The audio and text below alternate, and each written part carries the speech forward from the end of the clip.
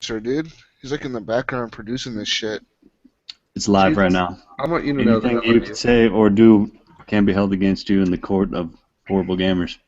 Oh my God. Welcome to the Horrible Gamerz Podcast, the show for gamers by gamers. I'm one of your hosts. Actually, dude, give me a count now. I can't do this with stuff. Are you gonna play the music or what? Yeah, do something. Dance. You know what? I've been liking the edits. Jesus, I love you. What is that I one love thing? you, Like Jesus. angry lion, angry lemon, Take the angry. wheel. Hey, hey. What the hell is that? It's very interesting things happening. All right, in 5, 4, 3, 2. Welcome to the Horrible Gamerz Podcast, the show for gamers by gamers. I'm one of your hosts, Jesus Walks a Lot. Today I'm joined by the awesome crew of HGP Plus One. We have with us tonight, they call me Iams. Hey, what's up, Jesus? What's up, guys? Real name Sean John. Sean John. Sean John. Yes, I am here. And we have Mr. Daniel, also known as Brink of Eternity on Xbox Live. Hey, hey. How's it going, buddy? Pretty good. And we also have Rob. We don't have Rob, actually. We don't have Rob. We have Captain Hook. Jim. This is his fucking name. Jesus, I love you. And I want you to have my love child. And your name is Jim. Jim. Captain Hook is much better than Jim. Is it? I think so. Well, I that's- don't like your real name. I'm sorry. You should have it legally changed, and when you get pulled over, you can hand the officer a license that says Captain Hook. And that would And I'm be gonna go the look into greatest this tomorrow. moment, the look on his face. And It's I'll like be getting like, the cop a fucking ID that says McLovin on it. Yeah. That's exactly what the cop would. all right, how much does it cost to change your name? Because I don't know. I'm up for it. Look up that information in your local state, sir. Also, we have Oz. Hi, I don't know your real name. Ryan. But I go by Ryan. Oz, like We everyone have- calls me Oz. We have Ryan, also known as Oz. I don't think I ever knew his real name. Like Nobody wait, knows no. my real name. This is like a first-time thing for you. It's like I've always called him Oz. Now it's kind of weird that I know it, actually. Yeah, it's kind of like I don't see you as a Oz, Ryan. That's what everyone knows me as, so. Interesting. Your mom's like, Ostronic! Get up! Anyways, guys, this is episode 44. The one I told you guys that we were very close to last week. Next week will be at episode 45. Damn. Recorded on March 7, 2015. Are we Join gonna the do Horrible something Gamers special? Podcast. Facebook's group. Find us on Facebook. Horrible Gamers. Spelled with a Z at the end of Gamers Podcast. Are we Facebook gonna do group. special for 52? So it's a year. No, we're not doing nothing special. Okay. Can't even let Jesus get through like the intro stuff. Fuck, I'm dude. just Voicemail asking. number. Voicemail. Call us. Leave us a voicemail. 504-475-4497. Yeah, we like voicemails. Next voicemail, I'm going to give $10 to. All right, don't Oh, I need make promises you can't keep. I will. I will send you a $10 code for Xbox Live. It has to be a very interesting voicemail though, and I will pick the most interesting one, and I will send that person a $10 code. No joke. That's legit. You know The what? most interesting? Like the I'm most I want this shit to be like interesting, funny. It's gotta make us laugh. funny. Yeah, it has to make everybody on the podcast laugh. If one of us doesn't laugh, then you're not getting those $10. Jeez, man. Like you just failed, big time. Good luck to whoever wins those $10.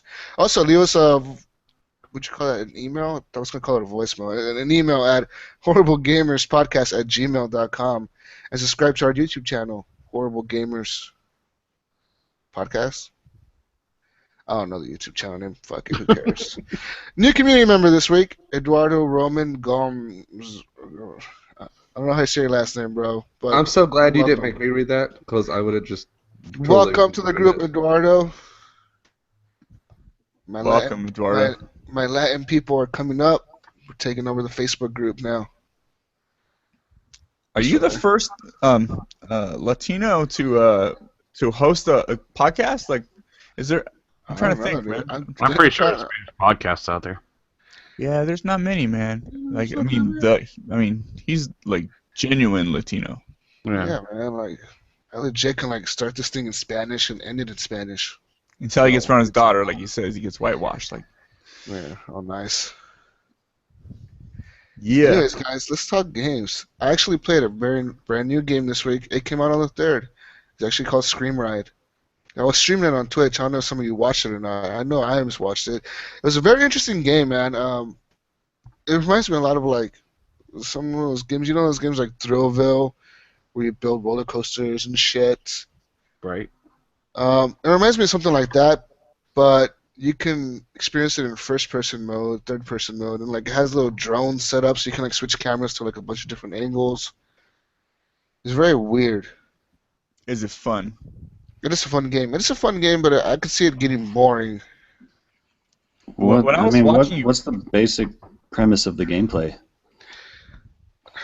There's 3 different campaigns, I believe. There's 3 different campaigns. There's 3 different things you can do. One is you're riding the roller coasters, and you have to basically control like the boost and how fast they go, or like make sure that you keep the roller coaster on the rails. And there's another mode where it's like a demolition mode. So like they give you like these little cannons, and you launch like spheres and like these like there's people inside these fucking things riding. It's like a ride, and you launch them against buildings, and like you're supposed to just destroy shit. It's as simple as just that, destroying things, destroying buildings. That I watched when I was watching you play that part. It looked boring, to be honest. Yeah, that one was kind of confusing. I don't know the point of that. It was just like okay. Like Angry Birds. But then there was the most interesting part that I played, which was the actual. It's called the engineering section. It's where like you're actually building roller coasters, and I know there's a freeform mode where like I'm assuming you just build whatever you want to build, like your own theme park or whatever the fuck you want to build. But to unlock parts to build for the theme park when you're in free mode, you have to beat the campaign. So it kind of forces you to play the campaign all the way through to unlock different abilities you can use on the free form. So what's the main game? I mean, when you're doing that thing where you're controlling the roller coaster, are you trying to like not go too fast around a corner? Or... Yeah. Like if you go way too fast around a corner, the roller coaster will derail.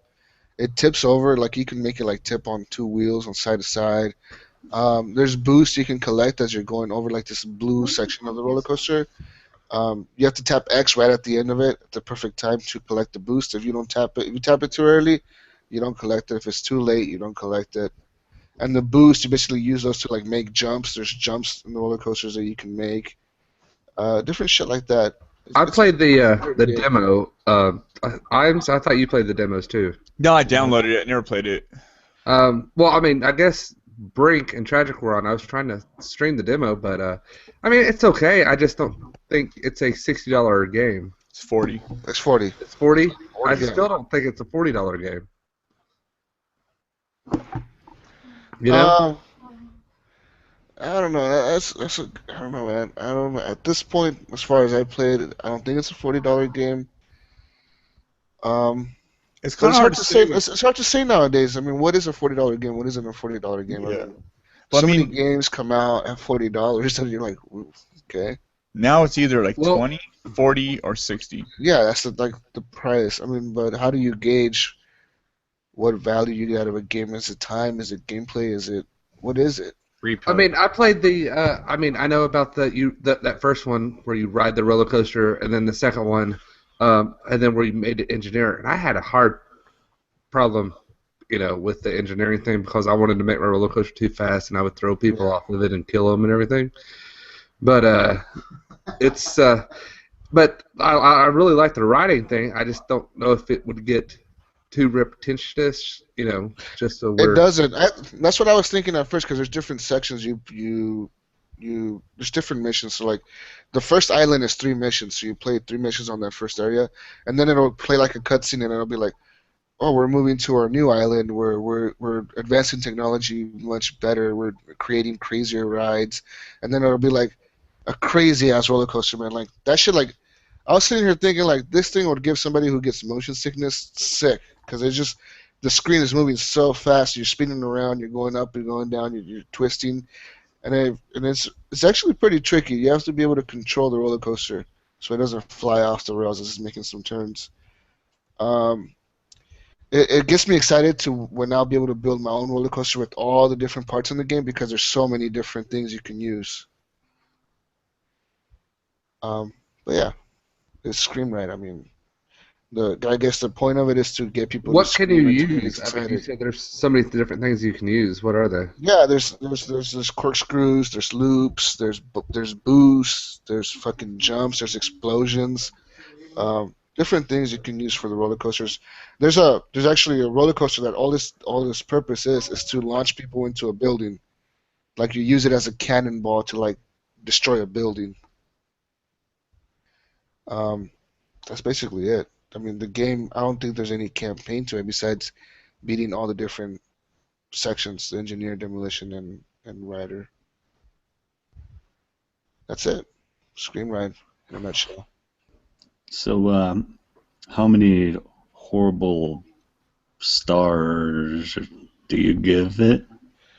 I don't know, Horrible man. ears? Horrible ears? Horrible eyes? Horrible eyes. I mean, this Is it game. like the more stars it get, the worse it is, or is it like the more stars it get? It's a good game. It's fun, but it's not for everybody. It definitely is not the game for everybody. If you don't want to build shit, if you don't want to just ride fucking roller coasters and control them, if you don't want to just destroy shit, then don't buy this game. Do you think a game like this would be good on a VR headset? Good question. Yeah, I would say it would be, because if you could look around the roller coaster while you're riding it, yeah, hell yeah. Especially with the different cameras they have. I mean, they have so many different cameras. There's drones that they have around set up where, like, during the demolition section, they'll have drones around the map flying, and you can switch the camera to any of those drones, and you can actually hit the drones. If you destroy a drone, you get extra points, and you just get points as you're playing these levels, and that's what they rank you on at the end on those points. Apparently, only Major Nelson and E on my friends list are the only ones who own this fucking game, which I would assume nobody would own this game on my friends And list. they got it for free. Yeah, and they got it for free, so I that's the thing. was thinking about buying it. I mean, that's why I downloaded the demo, and I heard. I mean, a lot of places gave it a really good score. I just don't know if it would be a game that I would play, and that's what. That's what I'm trying to tell you guys, that it's not the game for everybody. That I mean, if you just don't have patience to sit there and like think about building a roller coaster and how you would build it, and it gives you like specific instructions, like this roller coaster must be able to do this, and if it doesn't do that, then you fail the mission. So you have to sit there and think about how you're going to build this thing out, and there's just so many different ways you can do it. It's pretty interesting. I mean, it's fun. The engineering part is the funnest part because it makes you think so much. The writing part, that part's cool. I mean, you just have to control the timing, and the destruction part is just you destroying shit. It's kind of tricky launching the little fucking cannonball things. Besides that, there's nothing much to that part. You just launch The engineering, I teach school, I teach math, and there's a game on Brain Pop where you can build a roller coaster, which is pretty much the same concept. And I just don't know why you would make this game. Why would you make Scream Ride? Why? It's not like a Scream Sim Ride, City. you don't just build a roller coaster just to build a roller coaster. You build a roller coaster to like scare the shit out of the people riding the roller coaster. So you got to make it intense. You got to make it intense on purpose to the point where you're about to kill them. And it actually gives you extra points when people fly off of your roller coaster. Like when the riders fly off of it because they're going so fast. I mean, it gives you extra points for that. So it's making you. And land in a styrofoam pit, obviously. They land in water. Water. They're all wearing Okay. helmets, and they'll land in water. Then the little dudes will go pick them up in the little boats and shit. Do you think that this could be like Portal was, where it's actually just a test of the game engine that they decide to make into a game? No, I think they really wanted to make this game. And like I said, it got a lot of good reviews. It just, do I want to spend my time making a roller coaster? I say or wait. Do I want to spend I my say wait. time? No, I say wait. I say wait till this game goes on sale. As there's no rush to beat it. There really isn't. There's like no camp. There's no story to this. Like, oh, I'm gonna ruin the story for everybody. Like, oh, I just ruined the story. Oh, whoop de doo. You die at the end. You're an alien. No, I mean, there's no story to this game. You're just legit like riding a roller coaster, destroying buildings, or building a roller coaster. I think if you like Minecraft, then this would be something you might want to get. Yeah, if you like building shit. Yeah, like if you like SimCity or Yeah, and I like those kind of games. If you like games that are like more like, I guess, thinking games. Yeah. so. Right on. Not for Hook. Definitely not for Hook. Why do you say like is this like Because so you it's want like, you need like like action. for Go, Hook go, against go. not for Hook games? It's not Destiny. It's not yours. It's not. No, I just don't see you like. You're just like, I need to do the next thing now. Your wheels need to keep spinning, man. You can't. There's no For idle. Hook, There's the no- roller coaster would have to be rolling through a dark cave, and there'd have to be aliens and stuff popping out, and he'd be shooting at them with machine guns and explosions everywhere. Yeah. Dude, I watched Bad Boys 2, man, and that movie is awesome. That movie Bad is Boys like movies are 10 years great. old, isn't it? That's a good movie. Yeah, so I just watched Bad Boys. That's like saying I just watched Ghostbusters for the first time. That's awesome. Yeah. Well, Can we No, talk about it Kingsman. now? if you want to go see a movie in the theater, go see Kingsman. Kingsman, yeah, that's great. That movie is sort of a video game, but a movie. That It's a church movie. scene, that was like the coolest shit I've seen in years, man. That scene was amazing. The heads popping reminded me of Sunset Overdrive in such a big way. Oh, yeah, kind of, yeah. It was insane. I mean that was it was so good, so good. So Yeah. sorry, we kind of got off on. So, Hook, what have you been playing? We already know, but go ahead. Really, I haven't played much this week. I've had to go back to work for our 2.5 weeks off because of snow. I had to work 3 days this week. I was off the other 2 days for snow. I played some Destiny. Now, let me say this real quick, okay? Destiny has a new app for your iPhone. Well, the Destiny app on your iPhone already, but they've added something where you can transfer stuff from characters to the vault into other characters without actually having to go to the tower and go to the vault. Everything's just done on your phone, and that is amazing. So I wanted to tell you all about that. I don't know if Windows phones have it or not. I sure would like to try that app, but yes, no, Windows Phone does not have that. But it's so nice. Like, I'll just be sitting there and I'm like, well, I need strange coins on this character, so I'll just move him from this character to the vault, from the vault to that character, and it takes me 2 seconds. I mean, it's so much quicker. Can you do that with a weapon that your character has in its equipped slot? What I do is, if I have a character with a weapon equipped, I'll go in, I'll equip it on my phone, I'll equip another gun, Okay, I got you. and then I'll change it to move it to the vault and then to the other character. Icebreakers on sale. So, yeah, Ederson's actually playing it, and Icebreaker's on sale this week, weekend from Zerg, so And Helm of the Saint, a very coveted, sought-after helmet. helmet. So, I bought actually 2 Icebreakers today for my other 2 characters. But also played some Call of Duty. Great. I don't know. I'm looking for a new game, and I just haven't found a new game that really. Well, next week you'll be able to play Hardline if you have the EA Access. Also, update on EA Access, guys. I believe Madden 15 was added to the vault. It was. But EA Access. And that game is great, dude. Madden 15, dude. I mean, if you want to think about a game that's just easy to go in and have fun with your buddies, Madden 15. I love Madden games, dude. Yeah, I don't like them because you always beat me when we play against each other. I remember that shit talking you were doing last time. think you cheat. Yeah, I'll So you beat you, don't. Jesus. I had you down like 34-0 Jesus, in we can't like hear 2 you. minutes. I can What? hear him. You can hear I me. hear him fine. Can y'all hear Jesus? Yes. I can hear Yeah. him. I can hear myself. I can feel Jesus too as Yeah, guys, look at this book. This fucking Assassin's book. Creed. Yeah, my brother got me this huge book for Unity, and I'm like trying to read it, but it's like, fuck, why do I need a book when I could just go to Google? That's like the Right. biggest. That's like bigger than the game, dude. It's not a very. You know what I mean? It's like such a small game. Oh god, I thought you were talking about Unity engine. I was confused for a second. So The Hook, cool is that thing it? Features in here. Yeah, that's pretty much it. That's all I had. No, it wasn't. I'm an idiot. I'm sitting here, and my cord for my mic had rubbed and turned the volume down on my headphones. So I'm an idiot. You know, y'all know this. Hey, this week I played Murdered Soul Suspect. I know it's kind of an old game, so I won't get too deep into it. But it was at first when I was playing it, I wasn't really into it. The gameplay is not much at all, to be honest. But after I played about 2 hours, like the story kind of clicked with me, and it has a really cool story. I like that Salem because it has like the old Salem and the new Salem kind of mixed together. Like you're walking through it, and then you see like a ghost bridge or walls and stuff from the old Salem, and it's pretty good. The story is really twisted and dark, which I wasn't expecting at all. But yeah, it was a very good game. It was very short, about six hours. I think I played through it. It's about the order length, I guess. But I got it for super cheap. I got it for like $11, so it's totally worth that price. Also, I played that Kick and Finnick. You guys remember that? Everyone's mic is muted. I don't remember that at all. Nope, never heard of it.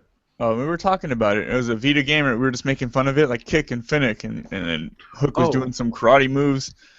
Oh, yeah. I downloaded it, right, but I haven't touched it yet. I only played it for about a half hour earlier, but it's actually really cool for a Vita game. You know, the mission structure is real short. It's a side-scrolling like platformer, but you have this like energy like rifle thing which you kind of point in the opposite direction and use that to boost up and jump. But when you pull the like basically when you aim it slows time a little bit, so you can jump one direction to get up somewhere, and then it kind of slow the time down and shoot the other direction. It's actually kind of cool. It's very cool for just a pick up and play game. Perfect for the Vita.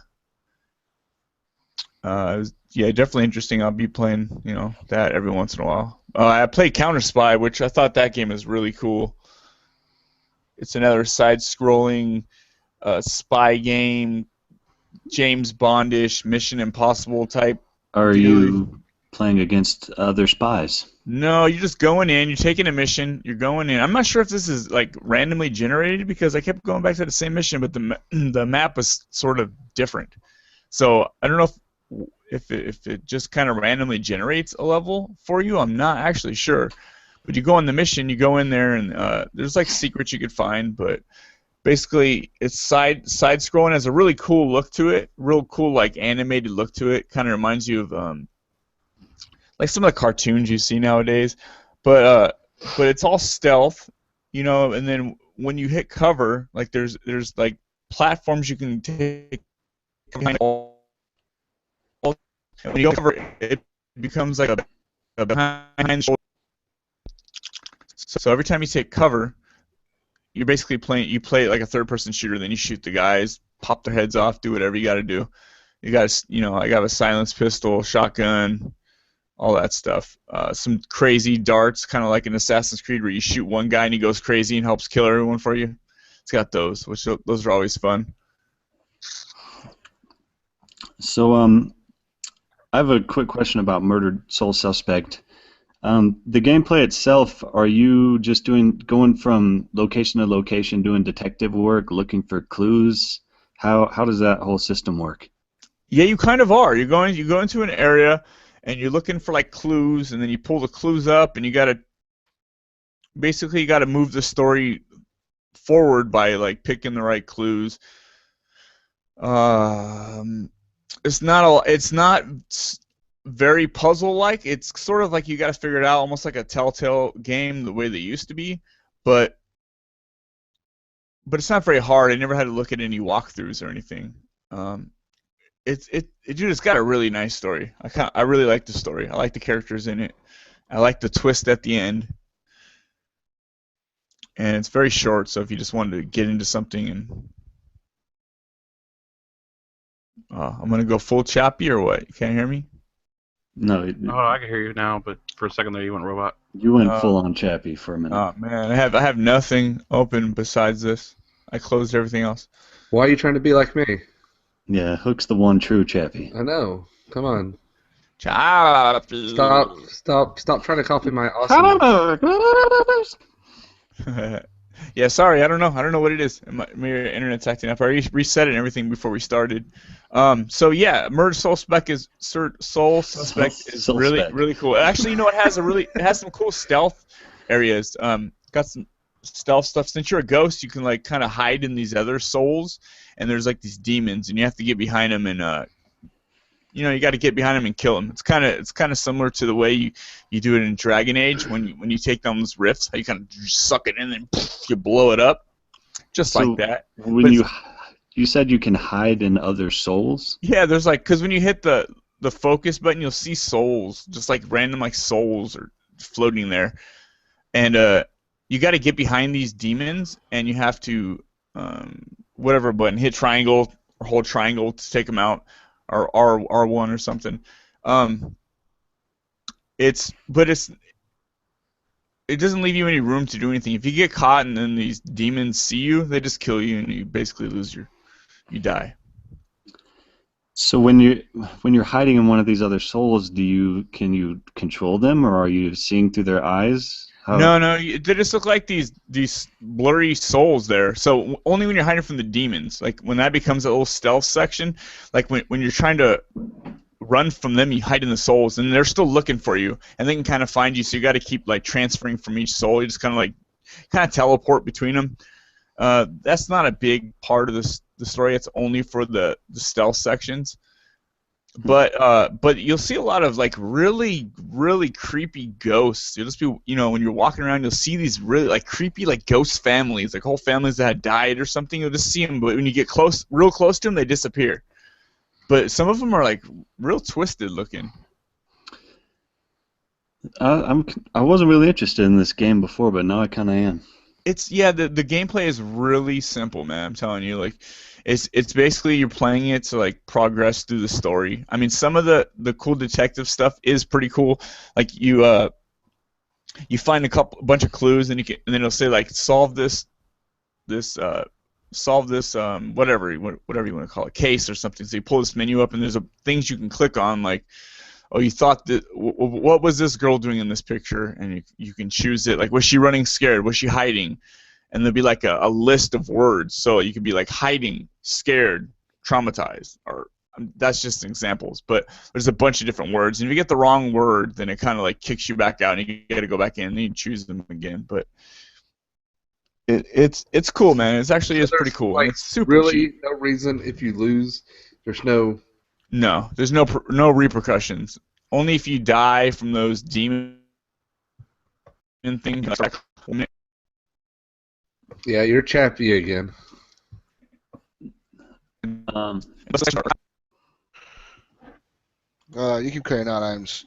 Anyways. Oz, what's up with you, man? What have you been playing? Well, I got a new game, and I'm a part of a problem now of buying a pre-released game in alpha. There's a game called H1Z1 that is basically a zombie survival game. And I joined a military clan that runs like military ops where we raid other people's bases. Basically, you can go in there and create your own building, your own base that people can break into, but it takes a lot of work to break into it. So, like, a single player couldn't really break into your base unless they were hacking. But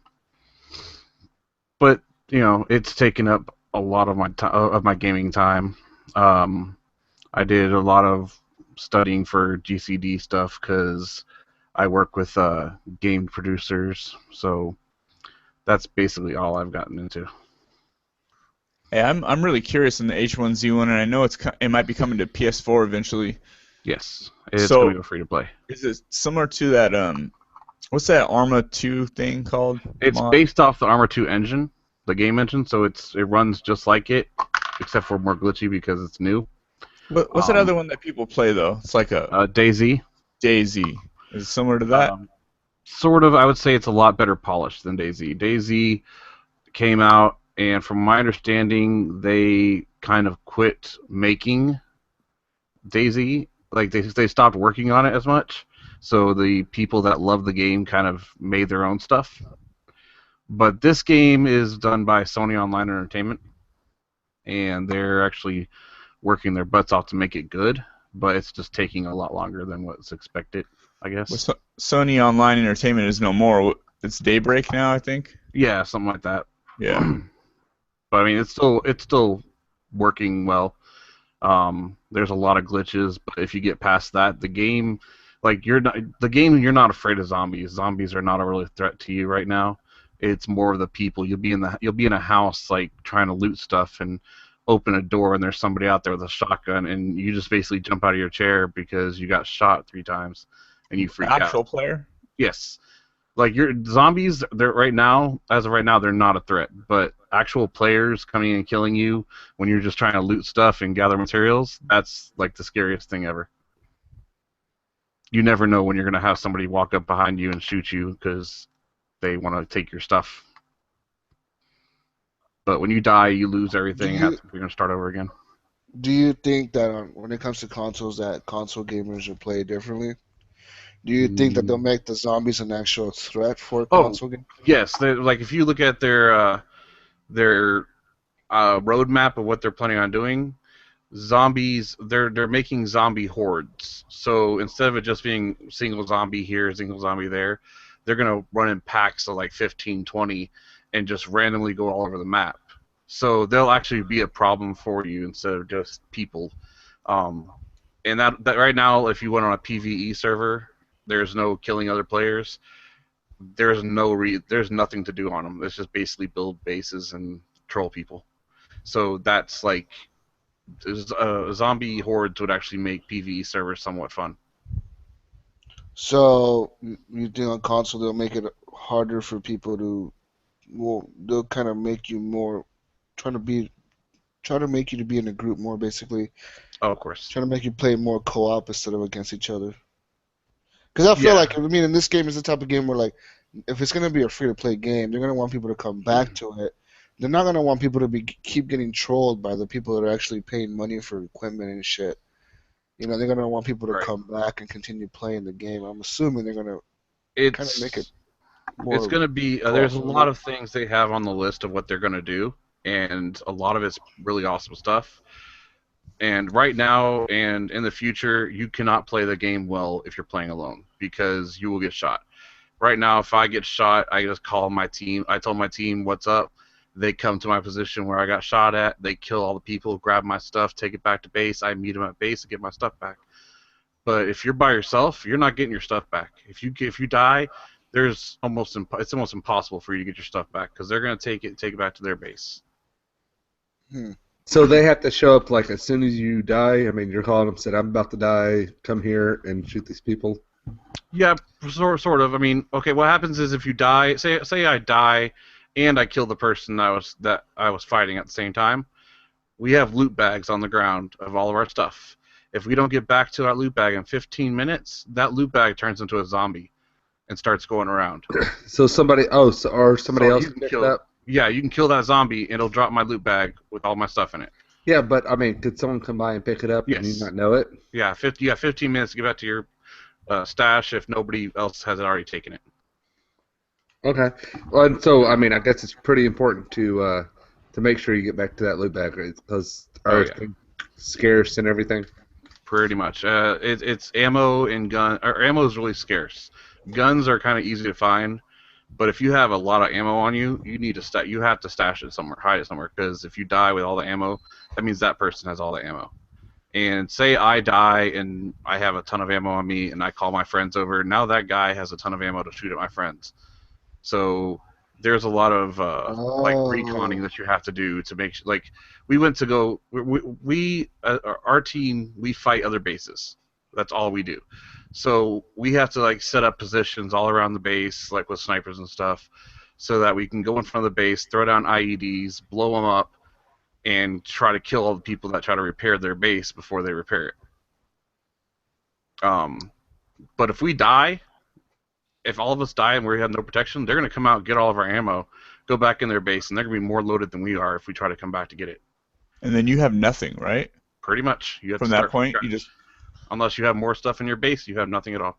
How big is the world? It's hard like- to explain. It's huge. You have 200 people max on each server, and it's still so big that you won't always see people. Wow. It's meant to feel like it's a zombie, and it's not even finished yet. They're actually adding another whole square outwards from that map, so the map's just going to get even bigger as it goes.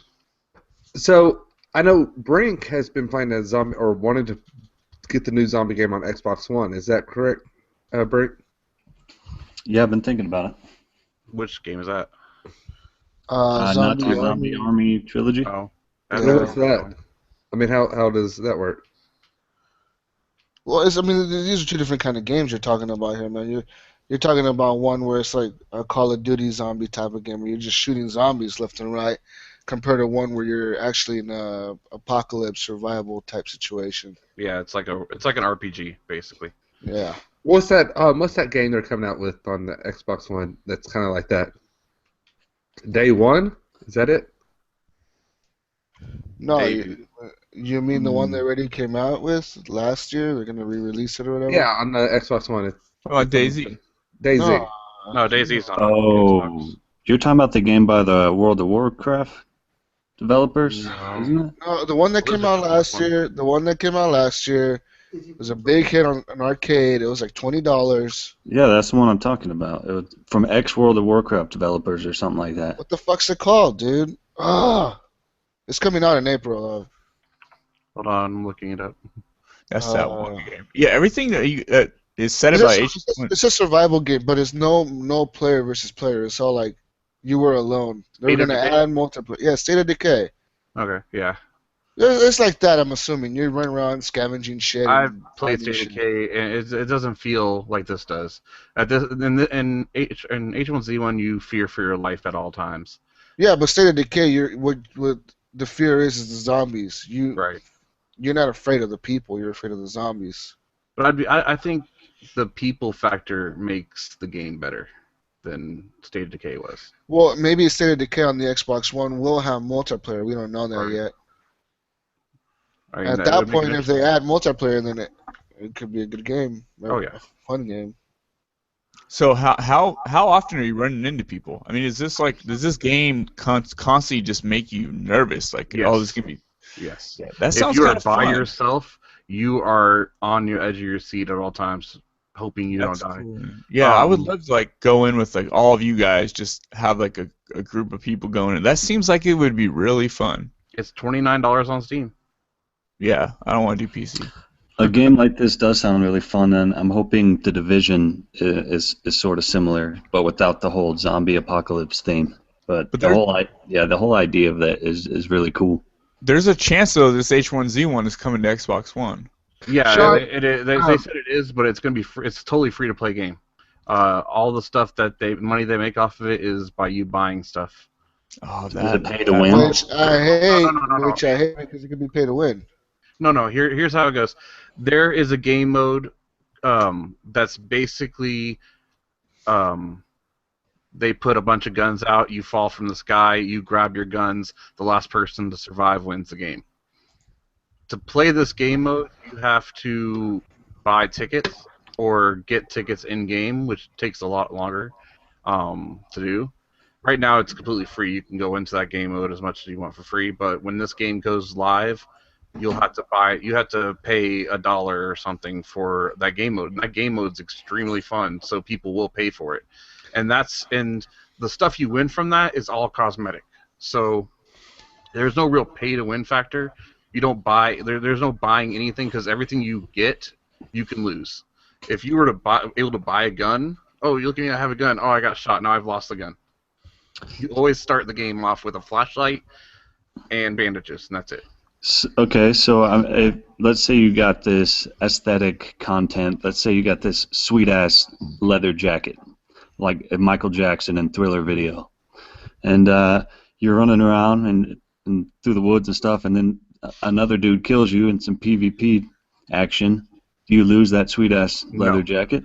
You still have it. It's not a they can take it and they can wear it, but it's actually an item that you can use continuously to transform your shirt into whatever that item is. But they can pick it up and have it in their inventory as well. Right, but they won't be able to remake it.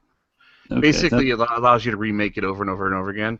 So I can go into my base and change all of the shirts that people put in boxes to that shirt, and then everyone in my team can wear it. But if they die, then that other person can pick it up. But there's also decay on items. Every time you die, it loses durability, and when it hits 0, it just disappears out of the That's person's it. bag. Everybody on the HGP crew is gonna be wearing Michael Jackson Thriller fucking jackets. Hell yeah, zippers and shit. Fuck yeah, we're all gonna be rocking that shit. I want some Can Mad you- Max shit though. I want us all to look like Mad Max, dude. That'd be sick. But like the great part about it is like my clan, we're called Lost. We're so known for just killing people on site with no questions asked that you're those everybody on fucking our server, assholes. everyone on our server hates us. So we get into gunfights with everybody, and it makes it more fun because they come and try to raid our base at all times. And my job is, I'm an engineer in the clan, so my job is to make sure our base is always ready for a bombardment of people to come after us. We had one time when 30 Asian guys ran out from nowhere, and all you hear is them talking in game chat, la la la, come on, we're gonna kick your asses. And Whoa. we're all just standing on top with snipers, shooting every single one of them off. And most of them just ran up with bow and arrows that they made, like the crappy crafted ones. And we're just sniping them off, and a couple of us die, but most of us survive and just take them all down. I mean, they didn't have anything on them, but it was hilarious just to watch all these Asians come after us with one guy that had bombs to try to open our gate. I don't know what their idea was there, but we took all their bombs and put them in our base, and then went and took over their base later on. You're making me wish we had this right now. We could all play So it next week. okay, you sit here and said that he said it was a PC game. You're like, well, I will never play it. Why don't we go to PC games? Because they got the new Nvidia out. That's a PC kind of Steam box. I mean, they're coming out with the Steam boxes. Why are people not wanting to move to PCs and Steam boxes and wanting to stick with their PS4s and their Xbox Ones? I They can cost tell too you much. why. I can tell you why. Yeah, it costs too much. The upkeep doesn't. To me, as a console gamer, the upkeep does not appeal to me. The graphics appeal to me. The gameplay appeals to me. The shit being free online appeals to me. The cheaper games appeal to me. All that appeals to me, dude. But what throws me off, first off, is the keyboard. I know you can use a gaming controller. Don't come at me with that shit. I But know no, you can it's use a just- controller, but I mean, I do not want to. I do not want to upgrade a graphics card every two, You 3 don't years. have I to. don't want to do that. I don't think. I Yeah, don't want but see, to, I mean, but I no, think knowing me, listen, knowing me, Jesus. I would want to upgrade it every 3 years. But Well, what's you- the difference between that and buying a new console? Graphic card. Well, graphic card's what, consoles. $150, and New you're buying a new console. Xbox for $400. No, new consoles don't fucking come out every 2-3 years. All right, so Every year, let's say, every year, so every let's year say- when I fucking brand new Battlefield's coming out and everybody's like, yo man, this new Battlefield, I could run this shit on ultra 4K fucking super high def on your fucking brand new graphics card. You should get it. And I'm like, fuck, dude. Like I wish I had that graphics No, card. I'm no, gonna end up buying that. that's not I the, will that's end not up the buying point it. we're at. Jesus. Listen. I will buy So that what- graphics card. I don't that's care if not I have the to point. sell my left No. nut to get that Alright, shit. I'm so gonna go get it. How often does a new Xbox One or a PS4 come out? Every 7 years? 10 years. 10 We years? don't know. We don't know. So 10 because- years. Okay, you can change your graphic cards every 3 years. That's what, 3 times in 10 years, and that would be like $350, the same amount that you're going to pay for, a new Xbox. Not true, actually. I just bought the 2 newest graphics cards. I bought 2 NVIDIA 980s, and it cost me about $1,100. And those graphics cards will last me about 8 years, unless like something majestic comes out. But I So already you're got it. saying it's like, so you could have bought one for your one PC Right. for what, $600? Yeah. Only reason I even bought 2 was because I do streaming and graphic editing. So need- I mean, is a PS4 or an Xbox One a better deal than buying and doing PC? it depends. Do you care for graphics?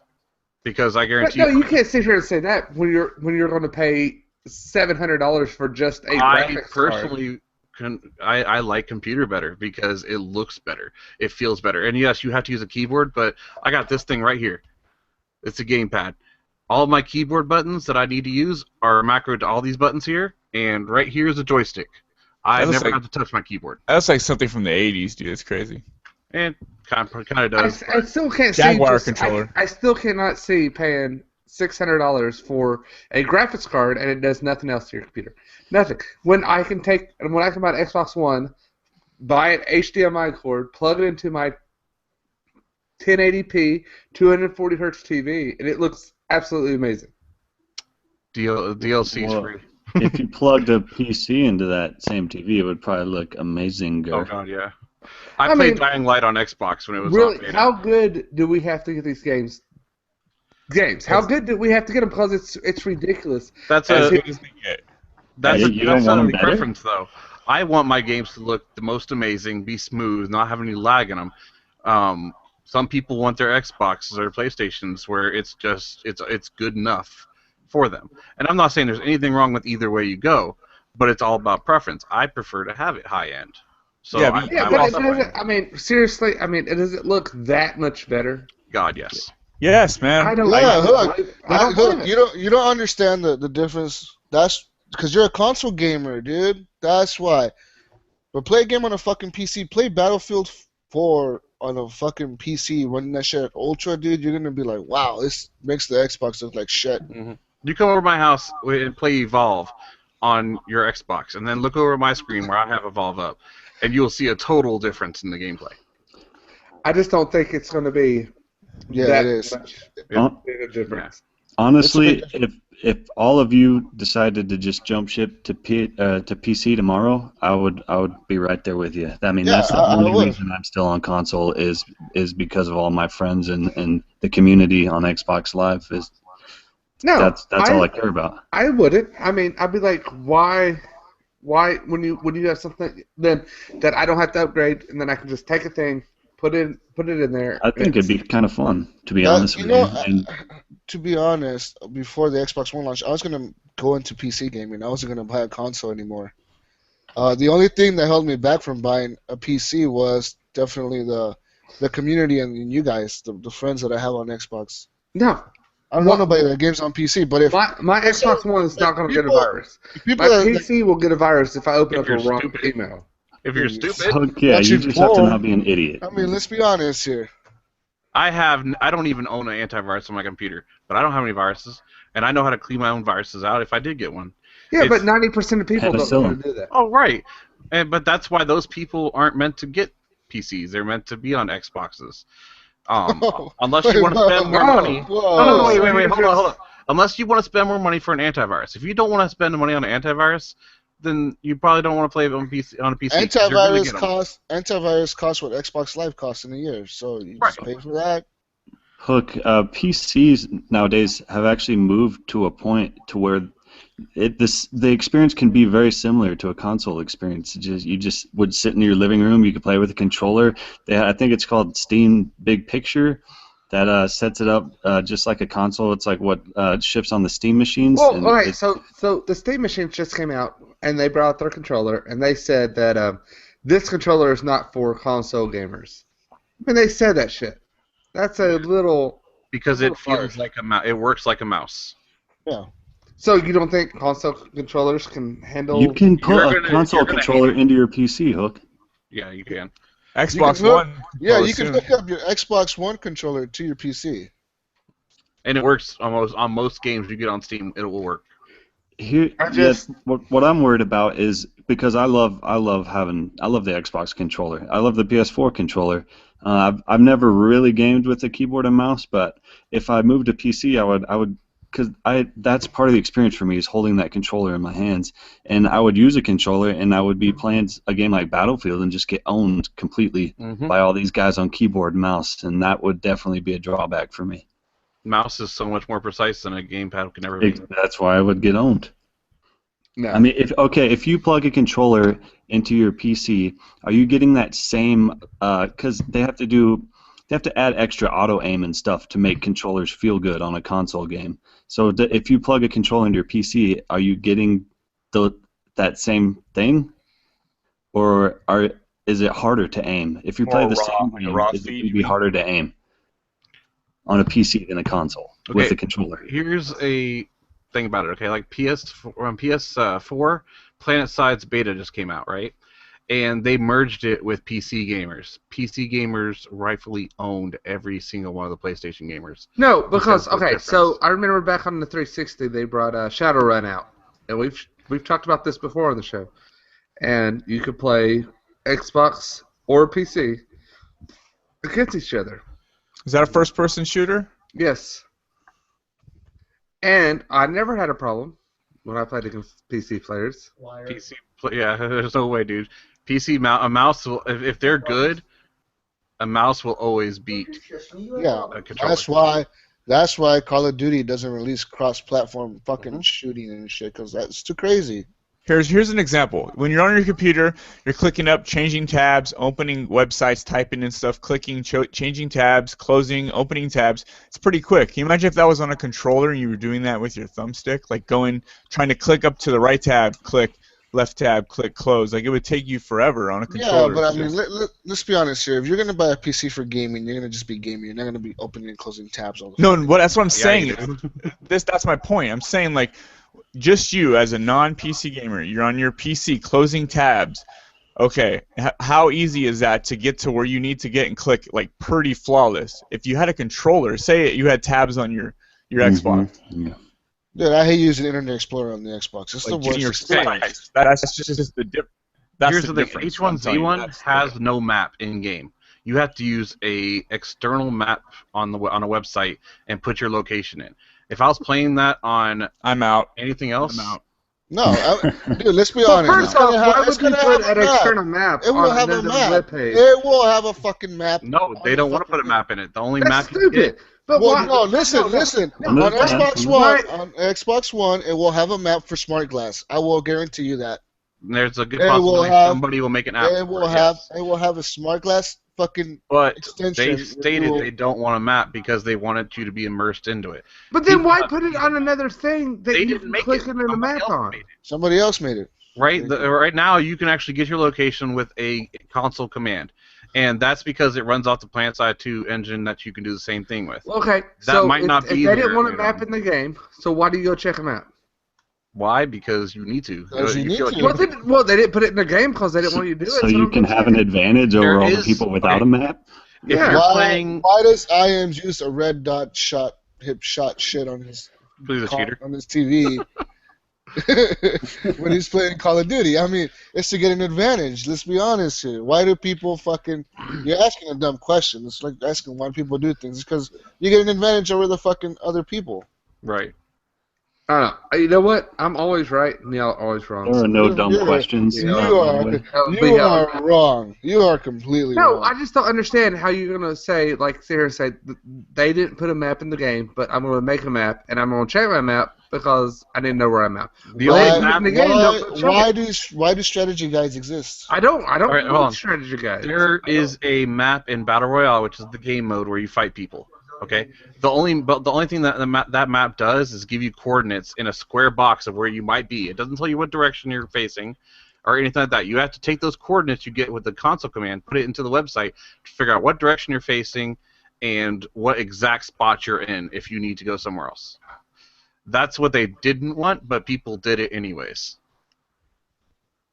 And I can people see will how. always do it. 'cause I it's can see PC. what they mean by keep you immersed, because when you're playing a driving game, you know certain driving games don't give you the good like red lines on the ground, so you're constantly looking at the map on the corner of the screen. It takes you out of that experience of driving. Right.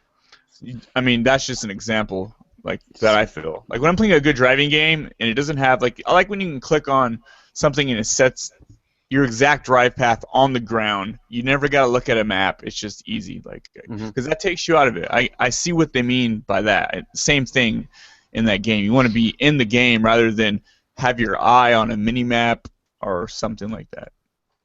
And you never know, they might put a map in just because people want it so badly. Yeah, and it's a console. I mean, let's be honest. It's gonna be And it's not going different. to change it. So I don't think it'll change the I idea. think it will. I think it will. If they stick with no map on PC, they're definitely not going to put it on console because it's going to be different because they're merging the two together. There's gonna be crossplay. Yes, doubt it. that's what they want anyways. On their roadmap, they want crossplay whenever it comes out on console. Yeah, this just in. If you buy pre-order the H1Z1 Crouching Ninja edition for $497, you get a map. And It these was- people and- You can have an advantage over everyone else. It's a fake. And you get like a fucking SWAT truck and SWAT gear. Yeah, it's like Yell's real life shit. Bazooka. You don't have You to. get You a don't have to SWAT guy. grind. You get like a 50-hour head start. Yeah. Play the game 3 months early and level up your Yeah, that'll do so much for you. You'll build a base. Woo! fortress. Yeah, Right. dude, Fortress. You get a castle. Not in that game. Do Do we have any news? Because this is, Let's talk more gaming news. Hook brought up the Steam machines. The new NVIDIA Shield looks pretty interesting. I don't know if we talked about it last week. I don't think we did because pretty sure No, it it was announced this week. This week, NVIDIA came out at GDC, I believe, and they announced their new console type shit. This console type shit is pretty. It looks nice. I gotta say, the machine looks nice. It looks like a nice piece of hardware you would have in your house next to your TV, next to your Xbox, next to your cable box.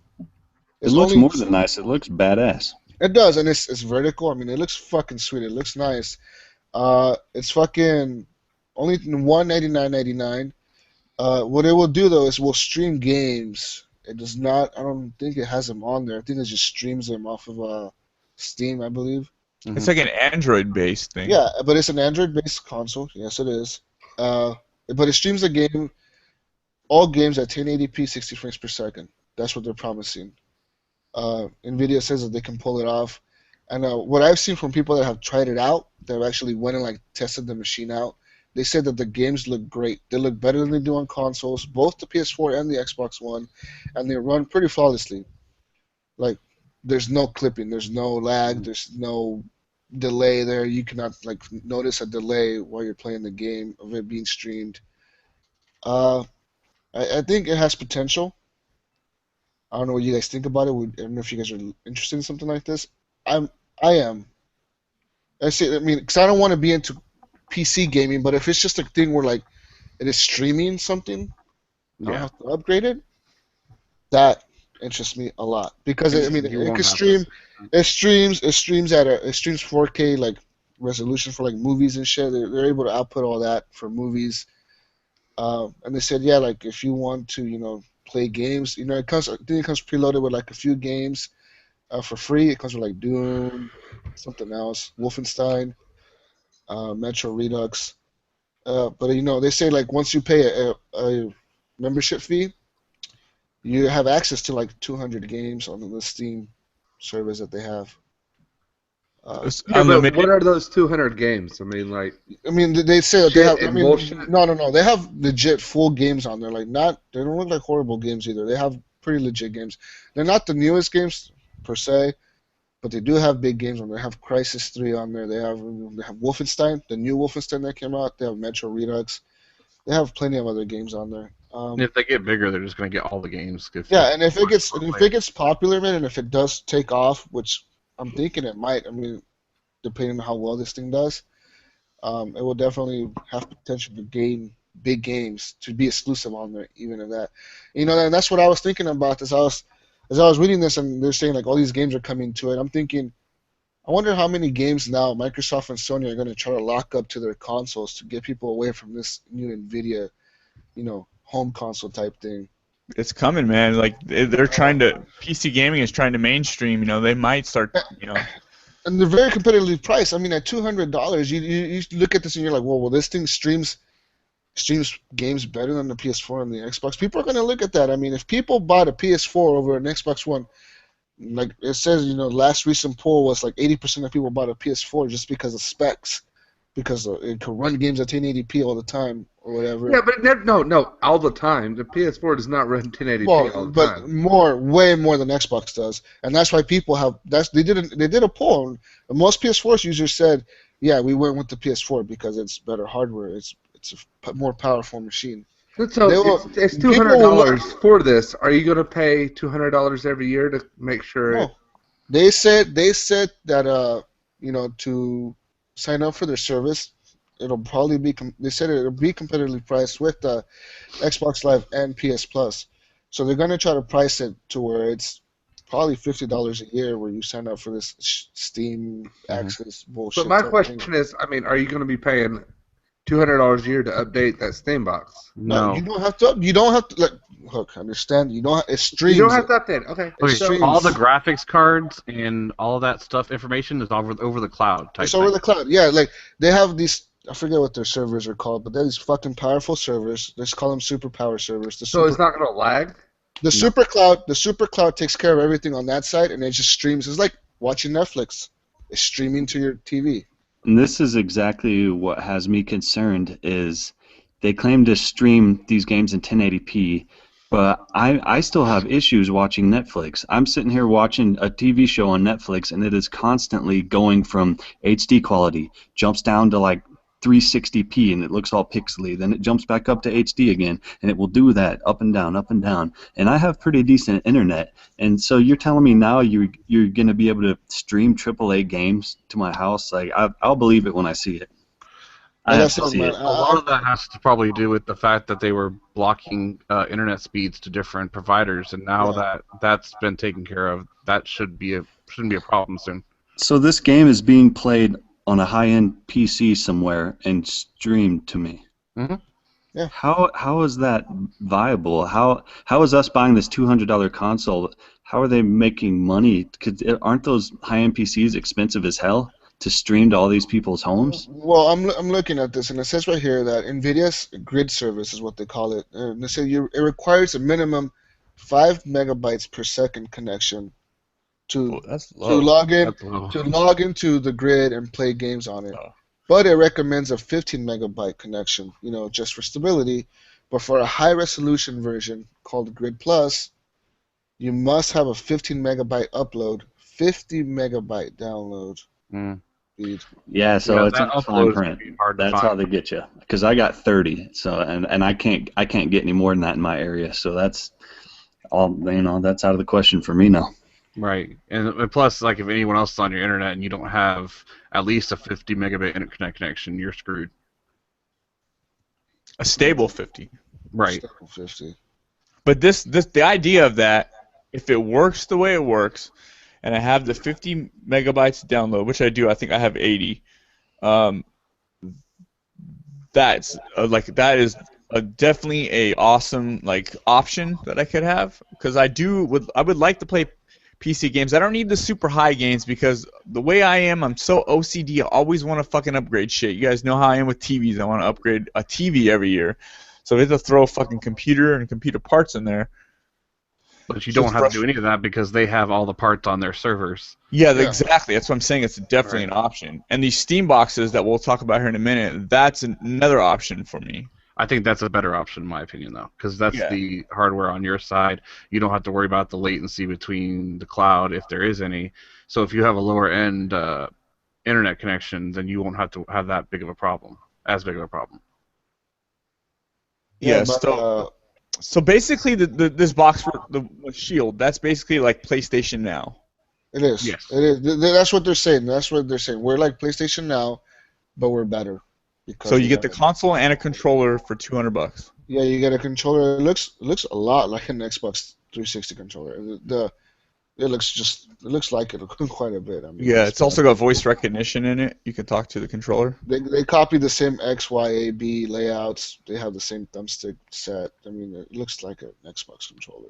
It's definitely, dude, that's definitely an option. I mean, all this right now it seems too good to be true. And I'm assuming that if they get the launch that they're looking for, like the amount of money they're looking for, I'm assuming later on they're going to try to upgrade their servers to have people be able to play this shit with less internet connections, like lower internet connections at high resolutions.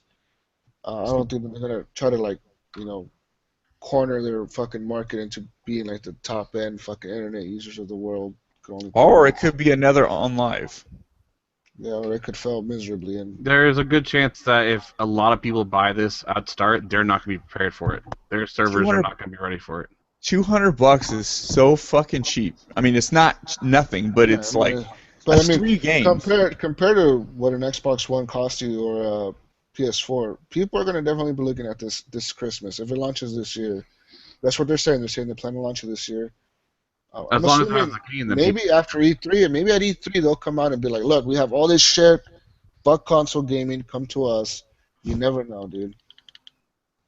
it's But going it to only, open the doors for weird people who thing, want a PC, though. the weird thing, it only comes with 16 gigs of storage on board. But you don't need that. You can upgrade it though with the micro SD card up to 128 gigs. They said. What do you need the storage for, though?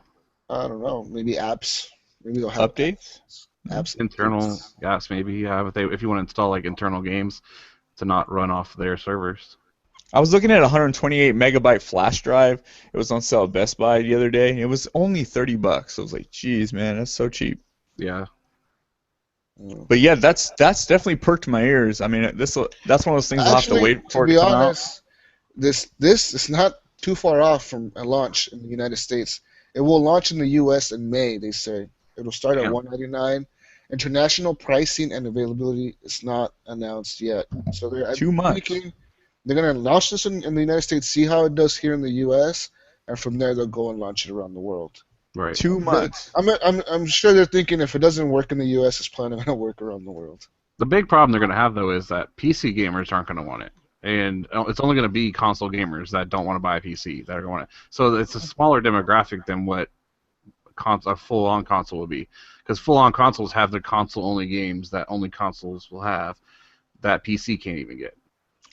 But there's no way you're going to spend $50 for a membership and get 100 games to play unlimited. That seems like way too good to be true. I don't think so. I think there'll be games that'll probably be priced like pay $10 to access this game forever. Like you own it, you know. Honestly, you're probably not going to want to buy it when it first comes out. Then you're going to want to wait until to see what everyone else says that does buy it on launch about what kind of games it comes with. I'm assuming it won't have all the same settings a regular PC game would have. No, it doesn't. I'm assuming it just comes with probably with your connection speed, and it'll just probably just be like, okay, your connection is this much. We're gonna stream the game at this resolution. But this thing can also stream from your already in-house PC. Yeah. So if you wanted to have, so if you want a game in a different room, but have your PC connected, Just a heads up though, they keep showing this thing on that very nice, sweet-looking stand, but it doesn't come with the stand. The stand is actually sold separately. Also, the remote control they show off with it, which looks pretty sweet. It looks like a thin little remote control. That one's sold separately. It only comes with one controller and the base unit.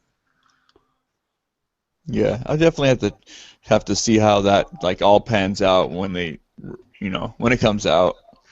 I'm more interested in those Steam boxes. That seems like something I'm definitely interested in. The Steam box is just a computer, though. I mean, that's all it is. They just put install Steam and have it automatically set to that big mode where it takes the whole thing over. That's what I need, man. PC gamers already have big picture mode. I already purchased my PC Gaming for Dummies book. Check us out. Are you serious? So you've got No, I didn't. But I mean, the thing is, Steam machines, they're way more expensive than what this thing is. Yes, but you also get it more diverse. You get any game that Steam has to sell. Yeah, that is true. And that's almost every PC game out there is on Steam right now. And Steam's the one who runs the big sales every year, right? Yeah. Right. There's always games on sale with Steam. That's the reason I own a PC is just because Steam and Blizzard. Yeah, see, that sounds awesome to me. I just want something, if I can get something that's slightly better than the consoles, obviously we wouldn't want something that's less, it's got to be slightly better. And then just, easy play for a PC dummy to hook up to my TV and run all the Steam stuff, and do that. As long as it's easy for me and I don't have the option to upgrade it much, I don't want that option because that would drive me insane. I'll be on Amazon and Newegg every 30 minutes looking for new parts. I'm not even joking. I'm looking at Steam machine. I looked up Steam. I'm on Steam right now. I'm looking at the Steam machines. They're saying, these are all coming very soon. Some are really available. Some are coming November 2015. So they have the Alienware Steam machine. It's coming November 15 at $479.99. They have the alternate Steam machine. costs $1,000 and $1,099.99 up to $2,000. But how They- how they long have will that a- same they have a machine basis- last you? That's They my. have a basis for $699.99. Digital Storm Eclipse $699.99. Another one, a Falcon, for $2,000 to $5,000. I mean, most of these are the cheapest one I see right here right now. It's the one from Alienware, which starts at $479.99. Everything else is higher. Since Everything else. since Oz is the PC gamer, can you read off some of those specs so Oz can tell you like how like good that will run your average games? So The video card is all I need to know. The processor is going to be i5 or i7, and that's not going to really matter as much. yeah, I'm gonna click on the cheaper ones, the Alienware one right here. Okay. Yeah. Alienware. So it comes with the GPU is NVIDIA GeForce GTX 2 gigabytes of GDDR5, Can you link that to me because that's not telling me enough information.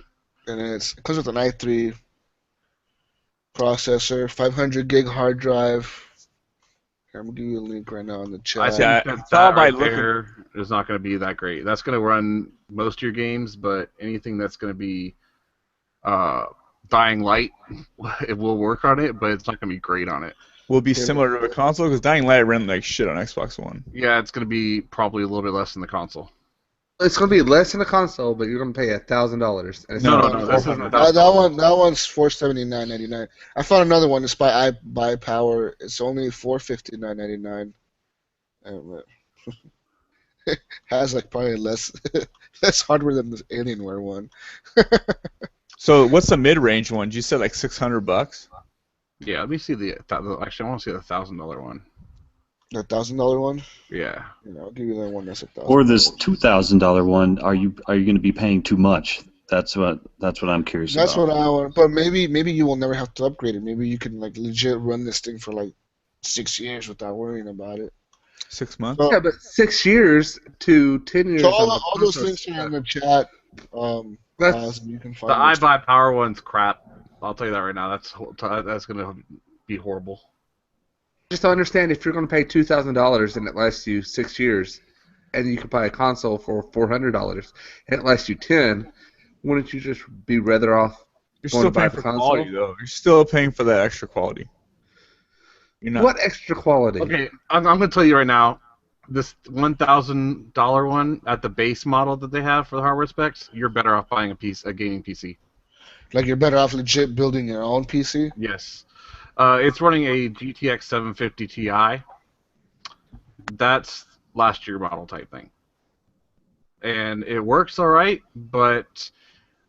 and because you're not running so many processes, it may work well, but I still think that you'd be better off. Better off buying like an Xbox One or a PS4. Right? No, actually, no. The $1,400 one is worth it. It's running Yeah, but GTX how long 970. is that going to last you on a $970? $970? In my opinion, 970 is going to last at least 10 years. At least 10 years. I don't think if you spend $1,400 for 10 years, I really don't think. How can you It's even gonna- predict that based on the rate of technology? Because games are slowing down on technology. Games, graphics-wise, have been slowing down for the past 5 years about how better they're getting looking-wise. Well, what about when they start integrating all this VR and AR and all that stuff? It's gonna. It's a totally different game or type of game, and plus the graphics cards are mostly in the headsets themselves. So you're going to be worrying more about the upgrading the headset instead. In my opinion, I would say you're better off building your own PC, and the reason why is this thing right here, to upgrade it is probably a hassle. I'm looking at it now. If you were to try to get another video card in there, it'd be almost impossible. That's perfect. That's what I want. Something that's bitch and hard and it fucks your shit up if you fuck with it. That's what I want. And I'm that's not joking. and that's good if that's what you want. But if you want a PC that you can upgrade again later on, No. you're better off buying. I could build a PC for $800 that you'll have to upgrade in 3 years, and the only thing you have to upgrade is the video card on it. I don't know, man. That's why I hate PC gaming. I think that the Nvidia Shield has a much better potential than these Steam machines. These Steam machines are overpriced. I personally think they But you're are. paying for You're, what games you get. In my, you're what better I might off. say. You're better off fucking buying yourself on Xbox on this Nvidia Shield thing and waiting for more shit like the Nvidia Shield to come out. So forget how soon you'll have to upgrade it.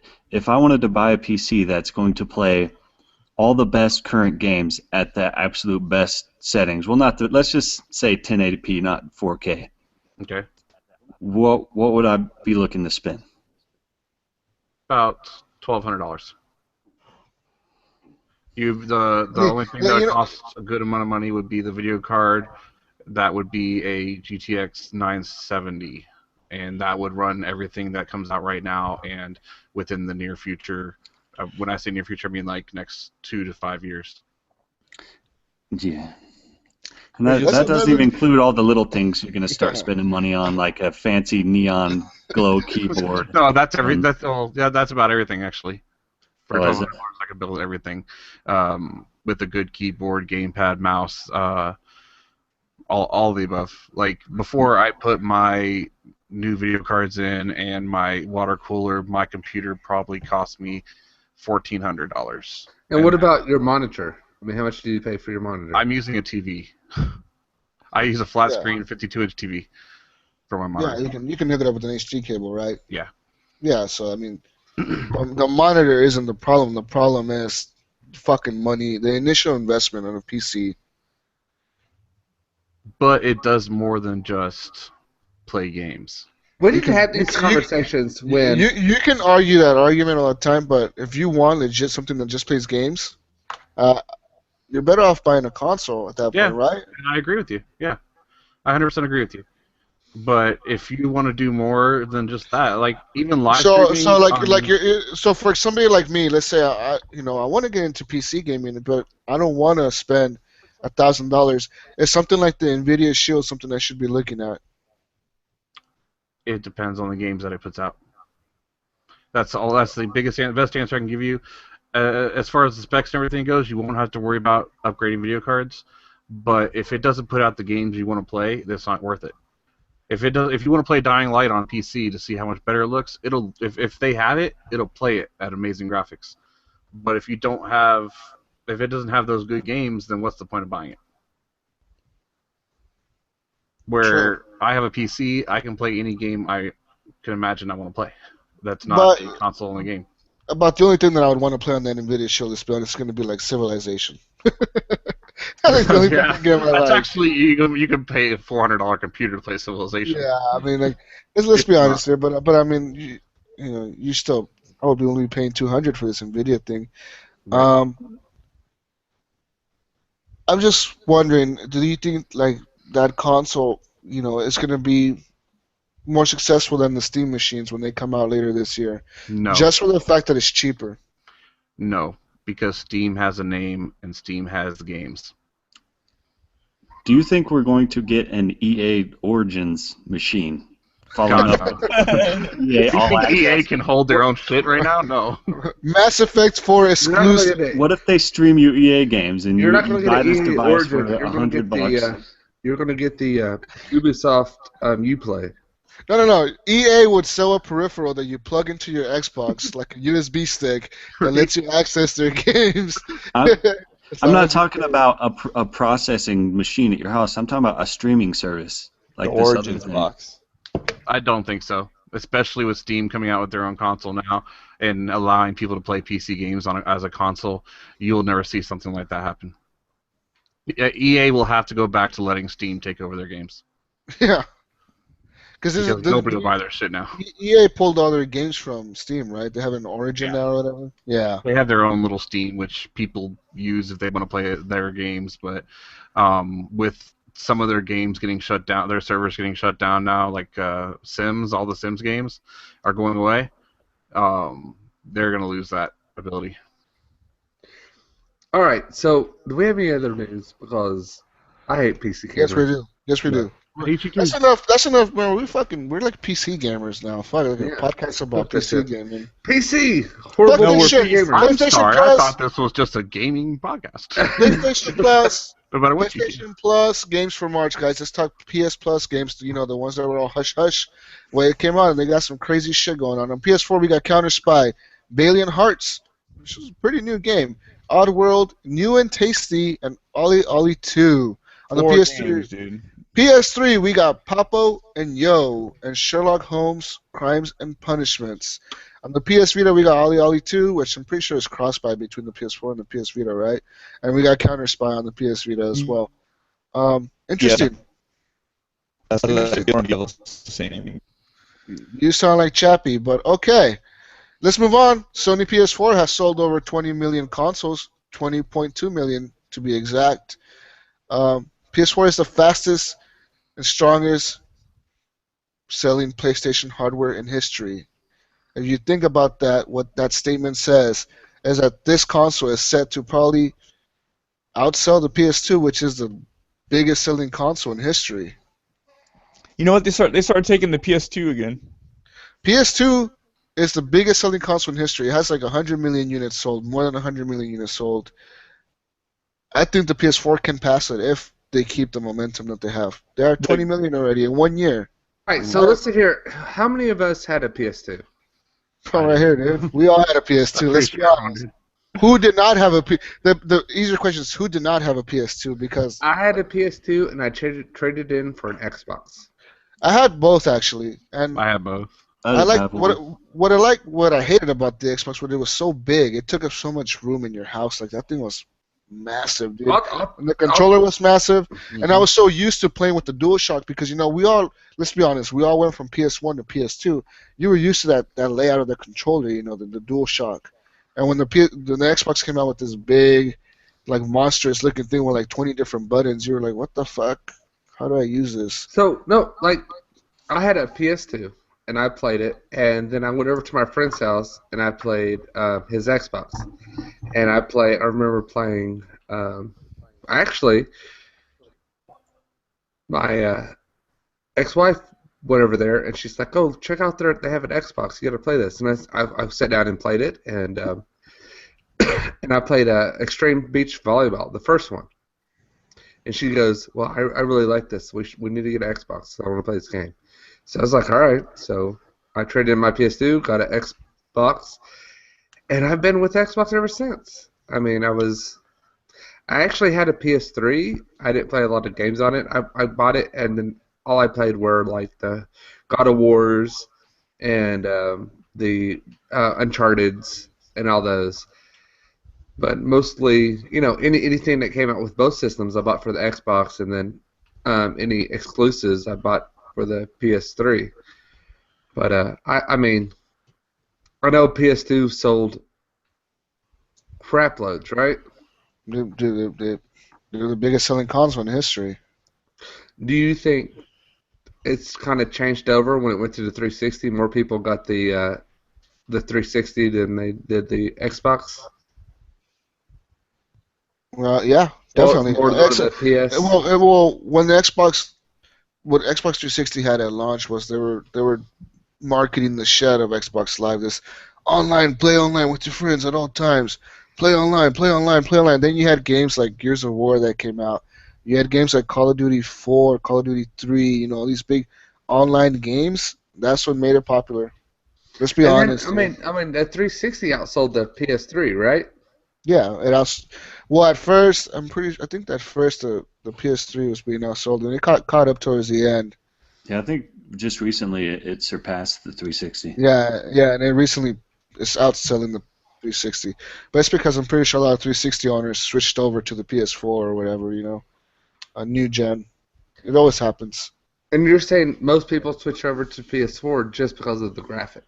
Yeah, I'll just be honest. A recent poll, I was reading a recent article about they did this poll of gamers. But PS4 has lied about their graphics so much. More specifically, the poll, it was not just graphics in general. Literally, they stated the reason they bought the PS4 was because of the resolution, 1080p. Yeah, but how many games have actually been 1080p on the PS4? A lot more. Quite a few. A lot more than there has been on the Xbox. Well, the One. Order 1886 was supposed to be 1080p, and it only came out to be like. Who said it was supposed to be 1080p? No one ever said that. They just showed gameplay. You assume that it was 1080p because it looks so damn good, and it So still why were looks they good. bitching about it that it wasn't 1080? Just like Rise, they bitch about just- everything else. Just like Rise was shown at E3 in 2013, and just like we were all thinking like, fuck, that game looks amazing. Like, what the fuck? And then they're like, oh yeah, by the way, bros, that's only 900p. Well, see, No Was one would the have ever Order- noticed if no one fucking told. the order did look really good, but it wasn't a sharp picture at all. No. You know why? Because they had to make it a letterbox and cut half the screen off of what But you were playing. But it's still not a sharp picture. It's very grainy and like VCR tape looking, but it looks really nice, but it's not a sharp image. So they covered up. The letterbox thing, I'm assuming they did it to make it feel more like a movie because it's what it is. It's a movie. No, From they what I'm did hearing a from them. letterbox shit because. No, they couldn't did know. not. No, they did it to make it look like a They did. movie. You're watching a fucking movie, dude. Jesus, I love you, but it's they did It is not what to like. Oh, you know what, guys? We could make a game that looks so good, but we cannot cover the top or the bottom of the screen, guys. So hey, I got a fix, guys. So we if I put sit here black and say, lines, okay, you know black what? lines I'm on the gonna make a game. TV to make it look good. I'm gonna make a game. No. I'm gonna make it 400K. It's gonna look amazing, but I have to cut off 3/4 of the screen of the TV. Yeah, make it look like a fucking movie. But it looks awesome. It was an art choice, man. It was definitely a It was definitely developer's a choice, yeah, to make it look like a fucking film, like you're watching a movie, like it immerses you into a movie type thing. I think they were like, well, shit, we have to make it look this good, so we. Maybe, you know what I think they did? They're like, there's this guy, Captain Hook, on this podcast. No, He but why doesn't would like I buy? letterboxes, Why would I we're buy a gonna fucking piss him 55 off. or 65-inch TV, and you cut off half the screen? Hey, dude, you still have like 40 inches left. You got a 65-inch TV. You got like 40 inches left in that fucker. Yeah, You're good. but most people aren't going to have it. I mean, my son has a 24-inch TV in his room, and if you cut off half of that, I mean, that's. Well, that means your son has to sit like really close to the TV. More immersive. I'm sitting here. Because that's the Anderson- future, Hook. Anderson, Like I said what before, size we're is going to be your looking TV? at slits. What size is 60? like looking at It's it. an art Right, choice. so I'm What? sitting here- So you're saying that if Uncharted 4 comes out and they have letterbox, oh, whoop de fuck, you're not gonna play it? No, I'm just saying. Why are you having? If you're going to make a game and look at as good as it's supposed to look, why cut So off you're, half the you're screen? telling me Destiny 2 is announced. They show the shits in fucking letterbox fucking format or whatever the fuck. They have these black lines on the screen to make it look more immersive. You're not gonna want to buy Destiny 2 because of that. It's okay with the order. It was definitely a choice to make it look more cinematic. I mean, because they kept they That's kept bullshit. saying, That's I can sit here and say, yeah, I wanted to make it look more awesome and cinematic, so I cut off half the screen. dude, you still watch What? Blu-rays nowadays that do the widescreen Yeah. and they cut it off. They still do that. I'm not talking about Blu-rays. I'm talking Well, about our TVs are widescreen. What the hell is the point? Our fucking TVs are widescreen. Why do we need even more of that? It makes no sense. Because they were trying to cover up the idea that it wasn't really a game, and they wanted you Yeah, to it was a feel movie. like you were It's like a experiencing movie. because it That wasn't is the as much of a fucking game. biggest. That is the fucking biggest load of crap I've ever But you're not heard. gonna play it. You don't even own a PS4. Why do you care? No, because people sit here and say, well, the Xbox isn't looking good, but the Xbox will put it on the whole freaking screen. They're not going to cut off half the fucking thing. No, to make- that's not true. 'cause My TV is That's not true, like man. going That's to a not true. movie theater and watching a movie. That's not true, though, man. The Evil Within did the same exact thing on the Xbox and PS4. Well, It's I the think that's same wrong. thing. I They think made it's that choice. Either or, it's wrong. It Because sucks, there's though. no- It does suck. There's no reason that you should have to do that. Why cut off half the screen? If I'm I don't bought know. a 55-inch TV, I want the whole fucking 55 inches in my game. I know, we all agree with you there, but I'm just saying they made a choice. It wasn't a PS4 thing, it was the developer's choice. No, yeah, they said, okay, so PlayStation went to them and said, "Well, we want this game, and it has to look amazing, so you have to cut off half the part of your screen to make it look amazing." No, that's not what they do. Look, it is true that, all right, take a game like Battlefield 4. It was 720p on Xbox One, 900 on the PlayStation. If you squeeze that picture with black bars on top and bottom, if you squeeze that image, it's going to be sharper, and it's going to look like that 900p resolution on the PS4. So it did make the image sharper, I'm sure. Maybe you said it was kind of fuzzy looking. I bet you if they had it take up the whole screen, it would have been twice as fuzzy looking. I mean, look at Evil Within. That was like 640p. Can you imagine if they just spread that out? It'd be like 480. So, I mean, I'm not trying to say whether they did that for that specific purpose or not. Maybe it was a little bit of both, but we can't count that out. They might have. I think after 10 minutes of playing the game, you probably won't even realize it's there anymore. Yeah. No, I did. No, you do, because when you're trying to do cover-based shooting over corners and like you can't see like what you're shooting at over the top of the screen because the bar's there. Same with Evil Within, man. Do the same fucking shit. It's like you're taking cover and you're trying to like get something that's slightly lower than where you're at. You can't see over it. There's no way. No matter how you adjust the controller. The Evil Within, I actually changed my TV screen to make it bigger, and I actually got to get rid of those black bars. So nothing changed for me. It just changed the resolution a little bit. Yeah, well, I mean, and when you're doing cover-based shooting, though, and you got the bars there, it's cutting off some of the area where you should be able to see over and at an enemy. Right. So that sucks. That does suck. I just don't see how you can sit here and say that it doesn't take away anything because it still looks that good and you take away half of the screen. No one's saying it doesn't take away anything. Everyone's agreeing with you. That sucks. Well, I know. Sucks. We're not disagreeing, man. You just think you think we're so much disagreeing and pissed off. We're saying we agree completely, man. Screw you, Hook. You're wrong. So I mean, then why do people sit here and say that?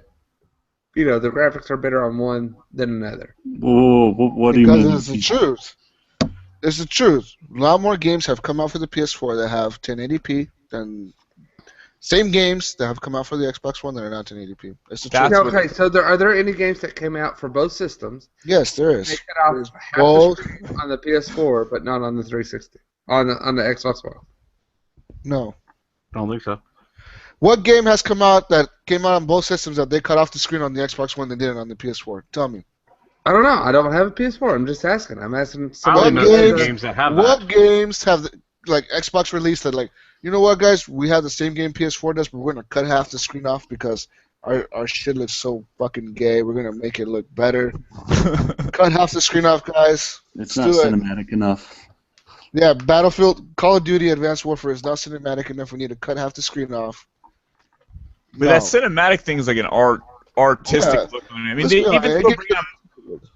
appreciate the look of it.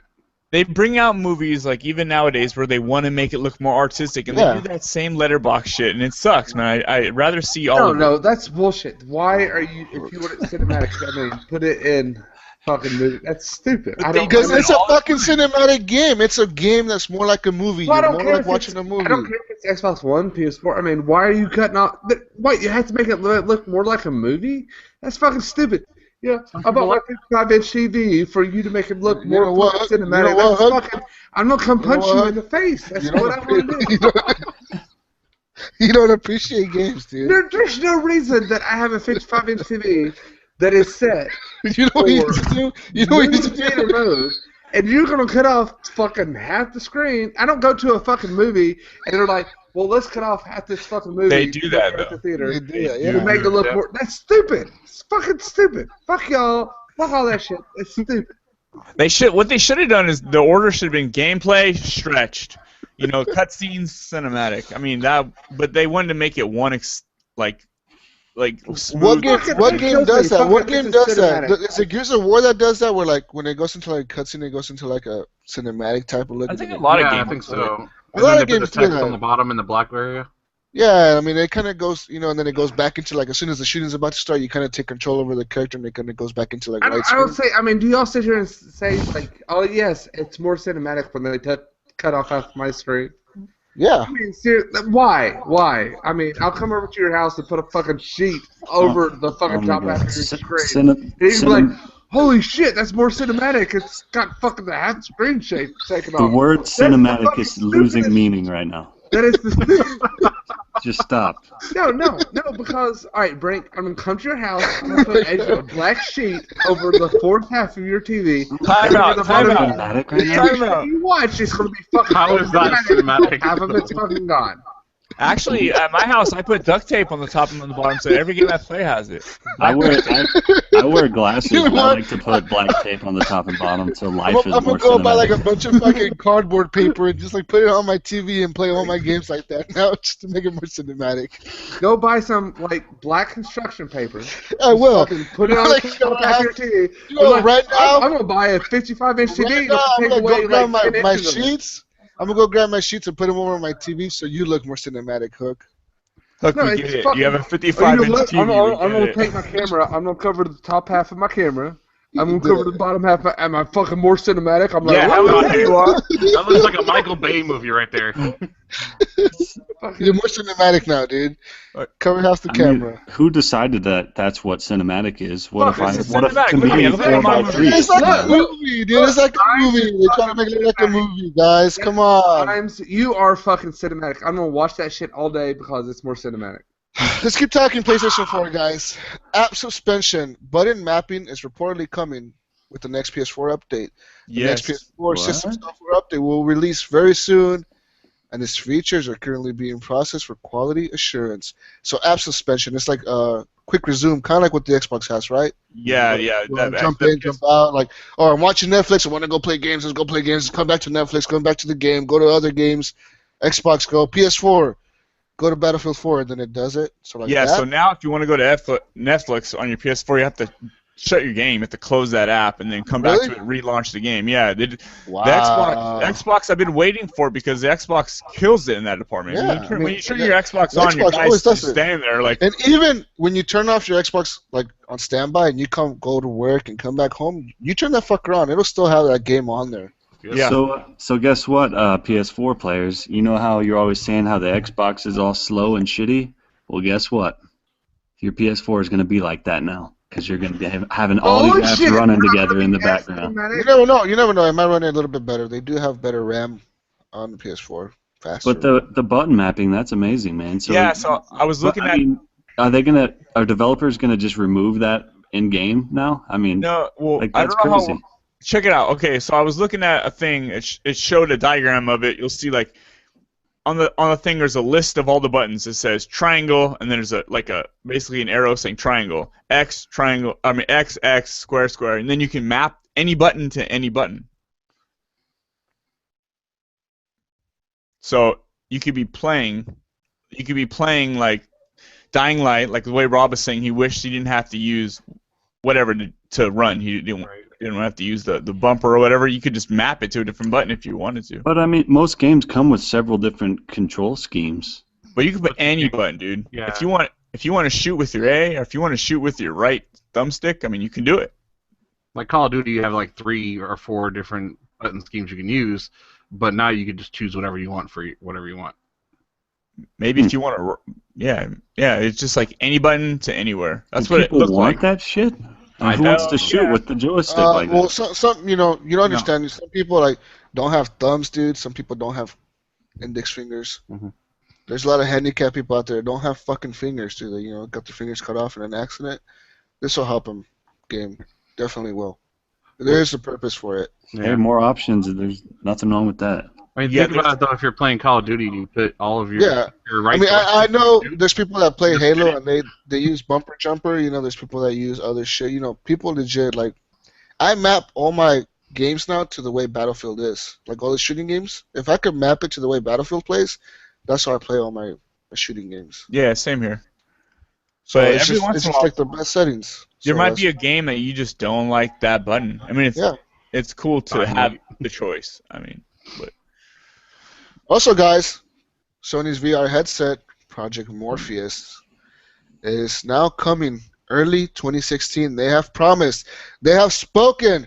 The new VR headset is set to launch, first part of 2016, they said. The new redesigned headset looks a lot better than last year's model.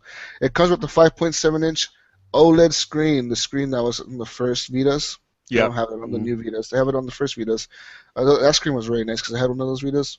Screen looks fucking clear. It's gonna have an OLED screen and it's gonna have better shit.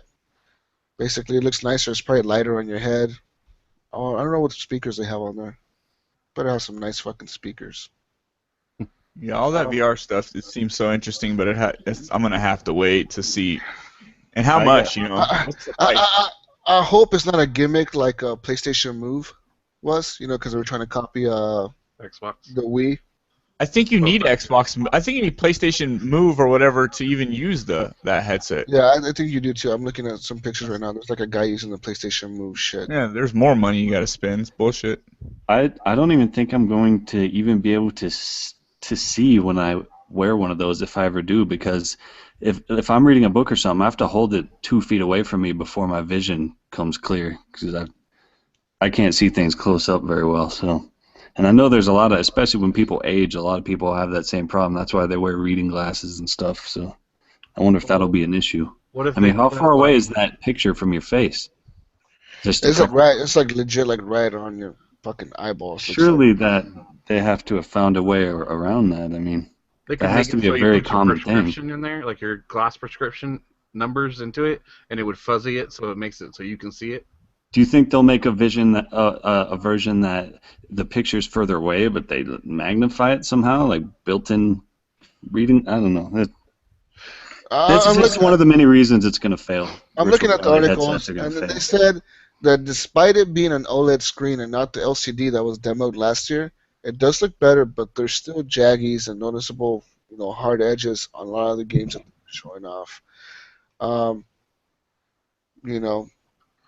And there's a lot of motion. There's the new model. They say despite last year's models, they say the new one will have no motion blur. No motion blur. No motion blur, and the people that are demoing it said that that's true. There's like little to no motion blur at all. There you go, Imes. And they also say that it's very comfortable.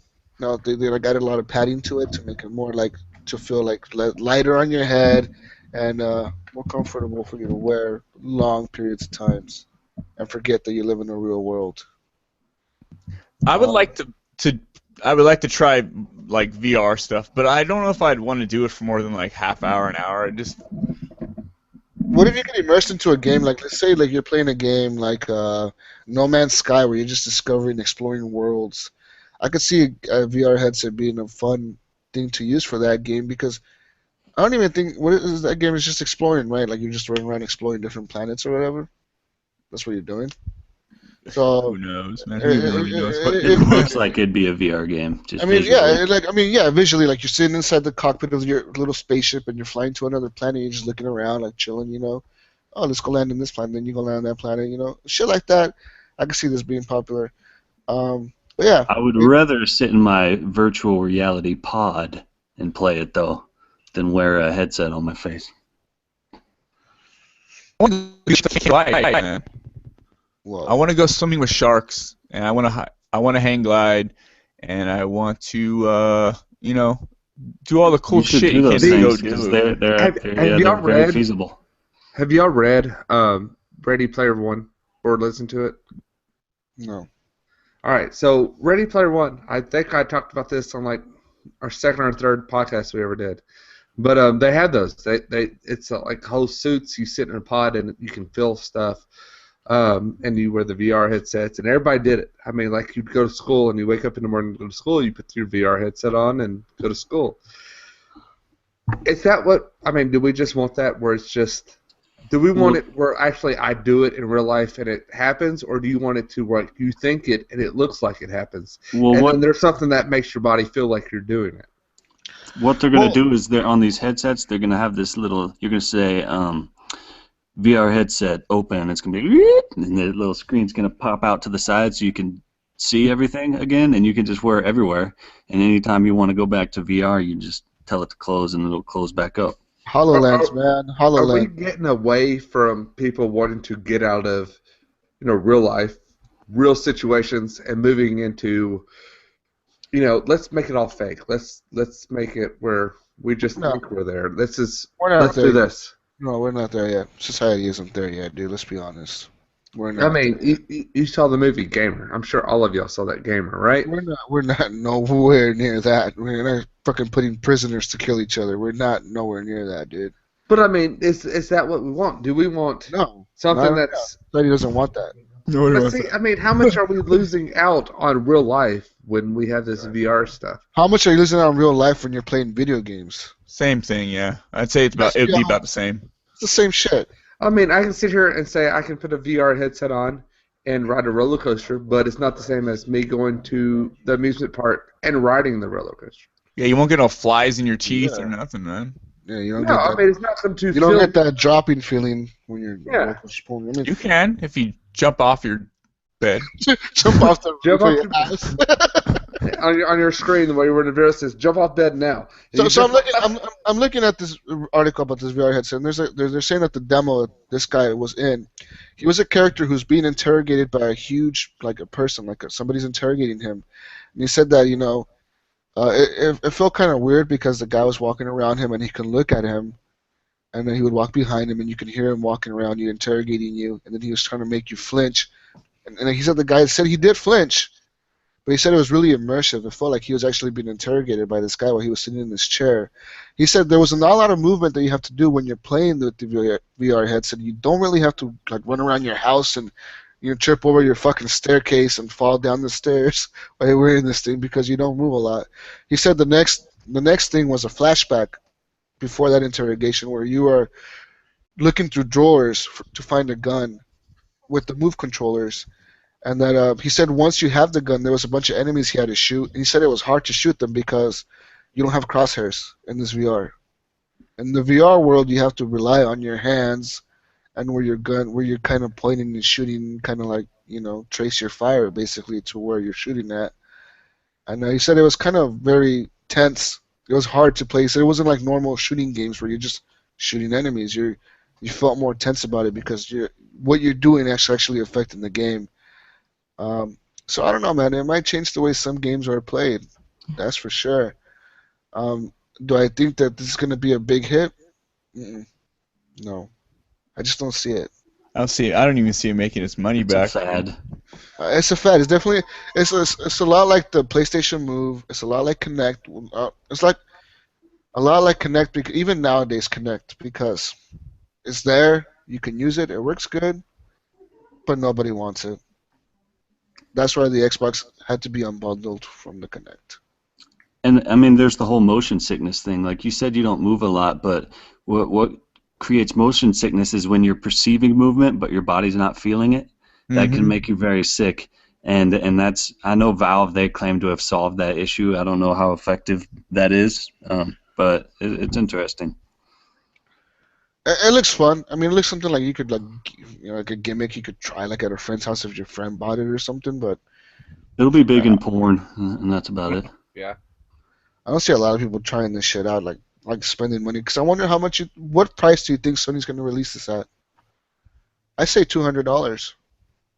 I think more than that. Oh, you serious, dude? Not a chance. It's gonna be way more than that. You think it'll be more than 200 for a headset? Yeah. Like, you need a PS4 first of all. You need to buy a PS4 to use this, and then you need the headset, Starting off, probably 800. and then you need the Move controller. They which can't afford hopefully to they lose money, bundle.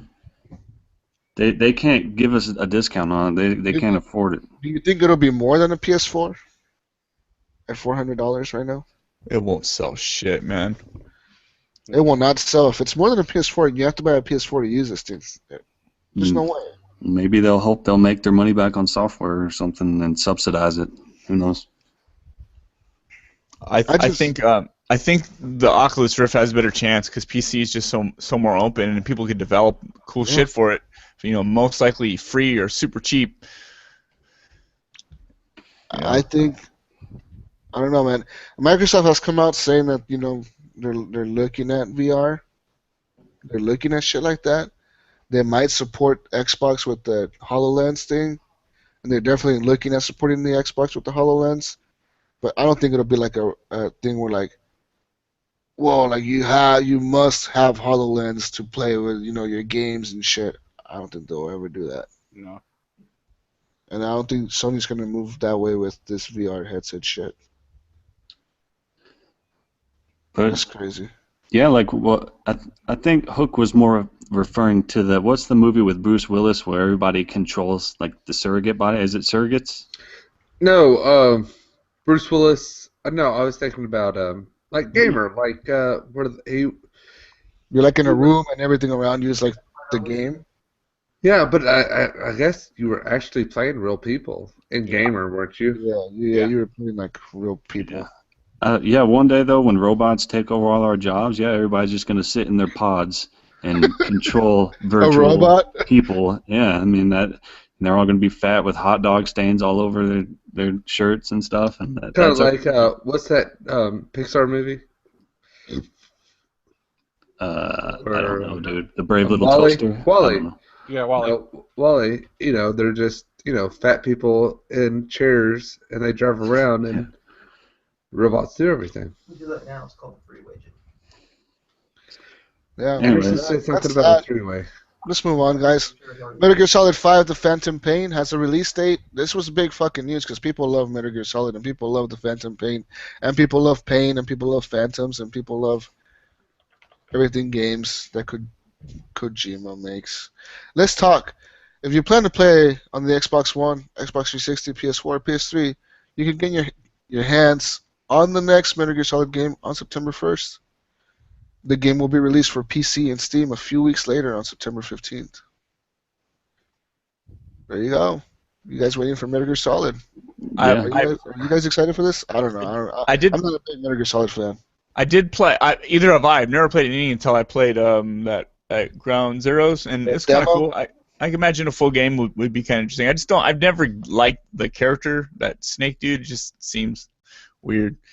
But Solid Snake? How does Solid Snake seem weird? he just seems dumb, man. He's The like a name's mobile. weird. First Yeah. off.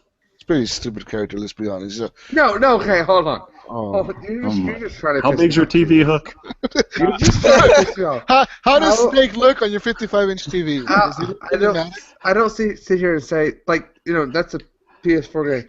How do you say Solid Snake looks stupid? That's. How dare you? Some of the conversations he Are has you a with- more of a Liquid Snake fan? the fuck? I swear to God, you just do shit to piss me off. I mean, have you played any Metal? I played Metal Gear Solid I 1, played the first one on was it PS1? PS2, PS2? PS1, right? That was my first Metal Gear. Yeah, and I remember that was like the top-down one where you're like in a box walking around and shit. And then I played a few other ones on the PS2, and then I played one on the Xbox 360.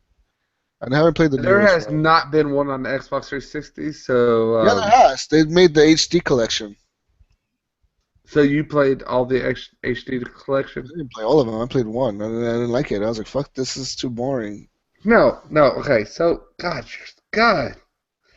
How do people like No. that game? I mean, it's a boring game. You run around. Oh, I'm gonna shoot this God, guy. yeah, I swear to God, you just do shit to piss me off.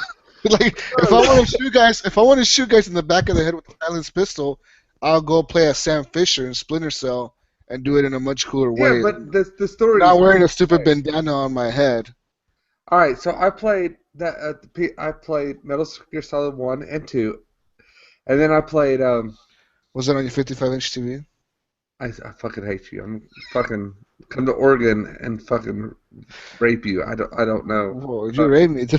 You got this on. We're recording? If I get raped, Dude. I All know right, who to so go get the arrested. new game, I played the demo, like Imes did. It was really good. But see, Even like Can you hide in a box? Metal Gear Solid 5 on the PS3 was awesome, and I cannot wait for the new one to come out on the This is better. 360. Isn't this on Metal the Gear Solid Xbox One. 5? What? Isn't this the fifth one? Oh, sorry, 4 was on the PS3, and I can't wait for the 5th one to come out because they're great games. The storytelling, they're long games, they're very emotional. I mean, you'll spend at least probably 120 hours trying to beat this game. Metal Gear's bullshit. So Hook, if this game comes out with black bars on the top and bottom, would you play it? I mean, it's going to only be 720p on the Xbox and 1080p on the PS4. But if they put black bars to make it like 900p, would you still play it? Yeah, because it's not. Oh, Fuck you. oh, The turnaround. Fuck you guys! If you put black bars on your games. I do. But it's still a good game. Oh, like just like The Order is still a good game. No, I didn't say the Order wasn't. Did I ever say the Order was not a good game? You were saying that it's shit because they have black bars. I said that that's bullshit that they put the black bars to make it look like better than it actually was. I never said it was a bad game. So if they do that to Metal Gear Solid, how would you feel about that? No, as long as it's a good game, it's fine. But don't fucking lie to my shit about that. You know, why are you going? Fuck y'all. I'm done. Anyways, Kojima has come out and said that Metal Gear Solid 5: The Phantom Pain it will be the last Metal Gear Solid game that he makes that's on the story like about Snake. He said if any other Metal Gear Solid game is made, it will not be based on the story of Solid Snake or whatever the fuck his name is. Whoop-de-doo. Nobody cares. Let's move on.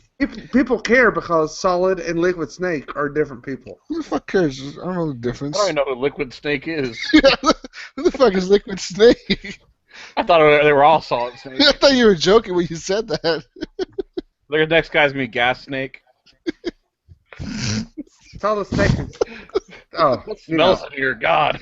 Do y'all play video games? I mean, seriously, do y'all play video games? Or Do you play video games? Or are you just like... or am I the only one here that plays video games? We play good video games. Hook, don't you mean video game singular? Alright, fuck Yeah. no. Anyways, guys, DirectX 12 adds 20% GPU boost to the Xbox One. Microsoft came out at GDC and they said, yeah, we're going to, blah, blah, blah, add DirectX 12 to the Xbox One. It has 20% GPU boost. It makes it better. It makes it faster. It makes it more powerful. It makes it stronger. Fuck PS4. We're going to take them out. That's what Phil Spencer said. I'm just reading the fucking notes here. That's no joke, man. 20%. That's insane.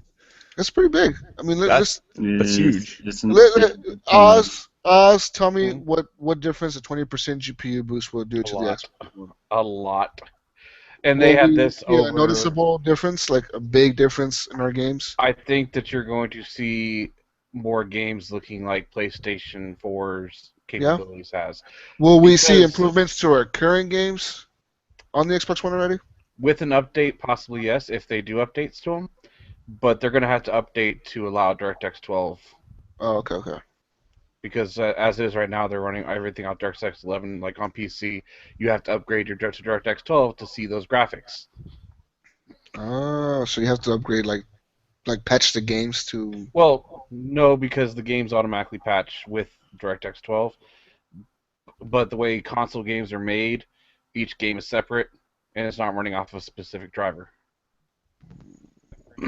So, more than likely, you won't see a lot of upgrades. You'll see some as far as lag goes to those high-end games, but you won't see any boost until they upgrade for each specific game driver.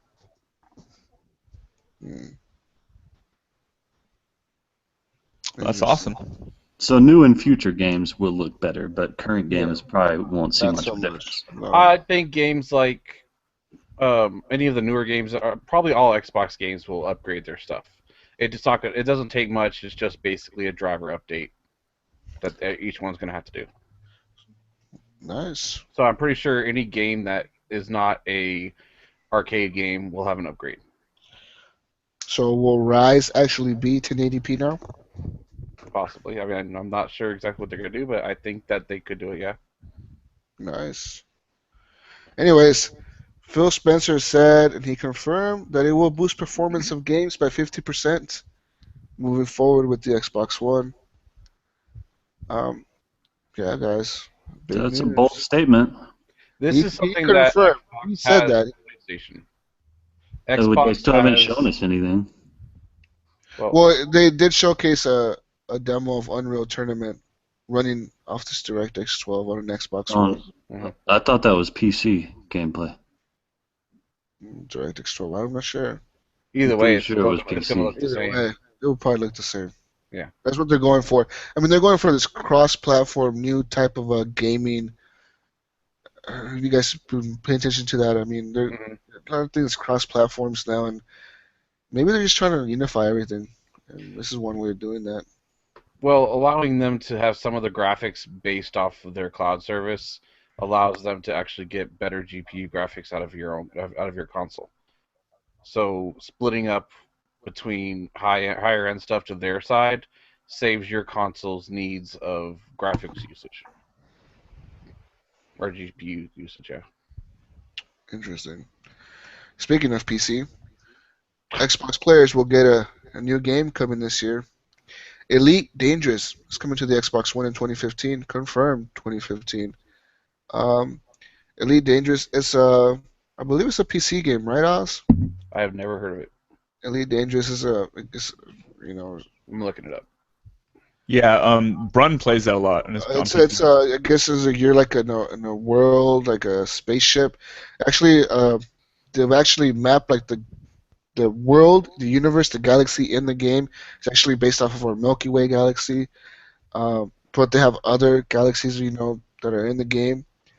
Basically, you run your own spaceship, or you can create like a spaceship, where you're running in and you just run around and do shit around space. You can be a bad motherfucker or be a good person, whatever you want to do.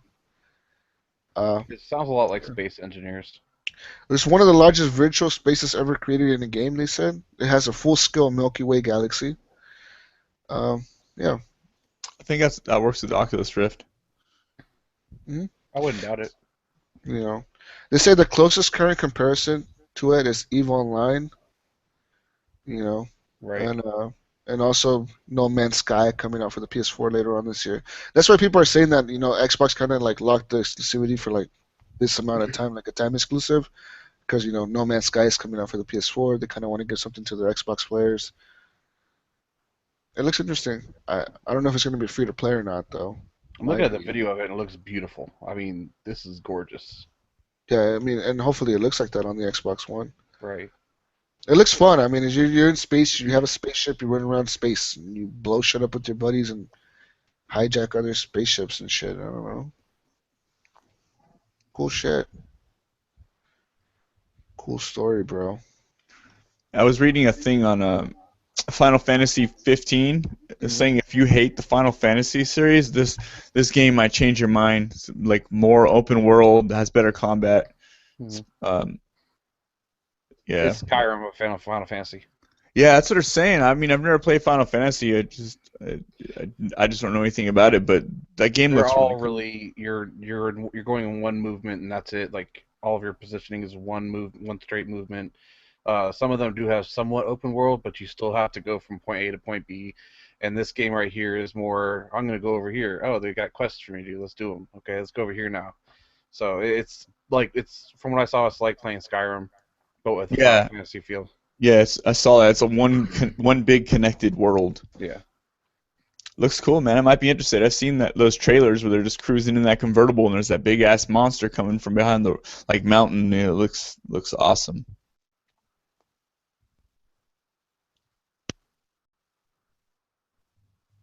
You guys there? Awkward silence. We're Yeah, that's here. weird. I thought. I'm just looking at this article about Comcast blocking HBO Go on the PS4. Oh, that's true. Yeah. What the fuck's up with that? Because they're scared. They're scared that people are gonna start piecemealing what they want, not need Comcast. That's kind of the way it already is right now. It's sort of. So I like, use Comcast. are they doing this because HBO Go is going to launch their own subscription-based model later on this year, or why? Yeah. Oh, they're doing it because Comcast is a fucker and they're blocking the HBO Go on the PS4. All right, so right now I can go on to Xfinity on my internet and watch any Comcast show I want that I'm subscribed to that I could have watched on television. But HBO is taking it away. Or they're taking it away to make their own HBO Go website. Yeah. So that's probably the reason why they're trying to do that. But with the internet free thing, I'm pretty sure that's not going to last Hold long. it very long. Yeah. I feel bad for people that don't have PS4 and they like HBO and they have HBO Go and they can't use that shit. Even if you subscribe to Comcast and you're paying for HBO on Comcast, you cannot use you cannot use HBO on your PS4. That is the biggest bullshit ever. But they've said like they haven't reached an agreement yet or something. Yeah. So That's a shitty fucking thing. That sucks. So I'm sorry for you PS4 users. They haven't blocked it on the Xbox One though? That's like $15. Xbox doesn't let you block that. Xbox says you have to allow it. So I think that's where it's different. Oh, the PS4. Xbox actually told them no, you can't do that to our users. You can't block if you want an app on our service, you can't block what you can do on it. So but the PS4 said that they could. That's crazy. So that new HBO subscription thing is like $15 a month. How much does it cost to add it on Comcast? Like 10? No, it's around the same price, like $16. Oh, is it? I mean, if you pay for HBO on your Comcast, then you have HBO Go as well. Yeah, but you could probably get like HBO on your Comcast bill for like free for like a year or two. Yeah, if you just call them and say like, I'm gonna cancel my shit. So I would do that. How do you obtain that HBO Go thing? How do you get that? Because I know my mom has it. I can always use her.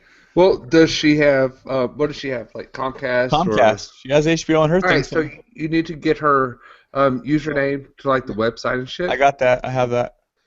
Well, then just go in and sign in, and then it will give you an activation code. You have to go to the website and you put all that shit in, and then it turns it on in your system. So so it's like setting up the Xfinity app on the 360. Yeah, it's the same thing.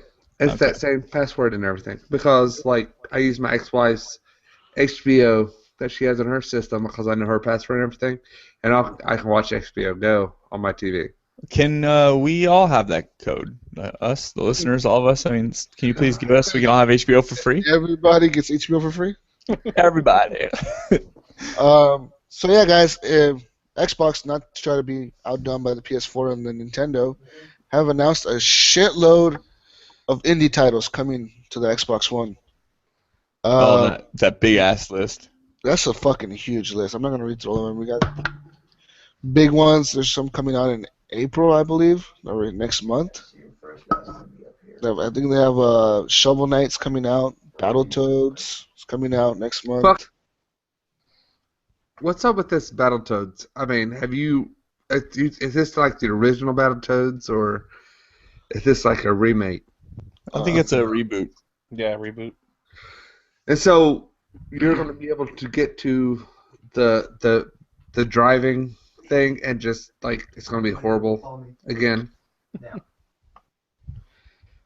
I don't know. Do you remember playing Battletoads? Yeah. All right, so you play like through the first two parts. You come down, you can hit somebody, and then you have to play that jumping shit on the bike, and it was horrible, horrible. I was a kid and I thought it was amazing. No, it was horrible. Did you ever beat that? Yes, I beat the Battletoads. I can only do it with 2 players, but I beat it. Yeah, because it's bullshit. So I just hope they fix the shit in Battletoads, like they fixed the shit on the.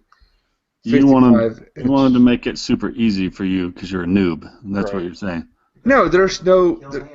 You're just trying to piss me off. I understand this. Look at Nintendo and Super Nintendo games. That real quick. Those games were fucking hard. And now we have like save every 5 seconds mode. It's super easy. Go back to making games hard again. I'm okay with that. Battletoads was awesome, but the game. They have hard modes. When you're playing Fallout, didn't they add that thing where you can play that super hard thing where you have to drink water and eat food? Mm-hmm. Yeah. I mean, you could play games super hard if you want, but I mean, yeah, you gotta make them accessible to everyone. Right. Yeah. For the most part. Another big game they have coming out for the Xbox is The Flame and the Flood, which was a game that actually was on Kickstarter in 2012 and raised nearly $3 million. That's Irrational Games too. No, wrong game. Wrong game, yeah. Flame in the Flood is a different game. I'm talking about Wasteland 2. Wasteland 2 was the one that raised nearly $3 million in 2012. It's a sequel to Wasteland, a post-apocalyptic RPG, and predecessor to Fallout. Have you played that, Oz? No. But I'm interested now because I love Fallout. It launched on Steam on September 18th, and is also going to come to the PS4 later this year, but it's coming to the Xbox One as well.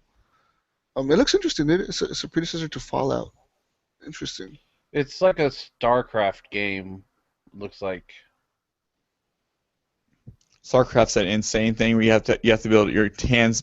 You have to like move in a million directions every 5 seconds. You have to know how to control everything if you want to be the best.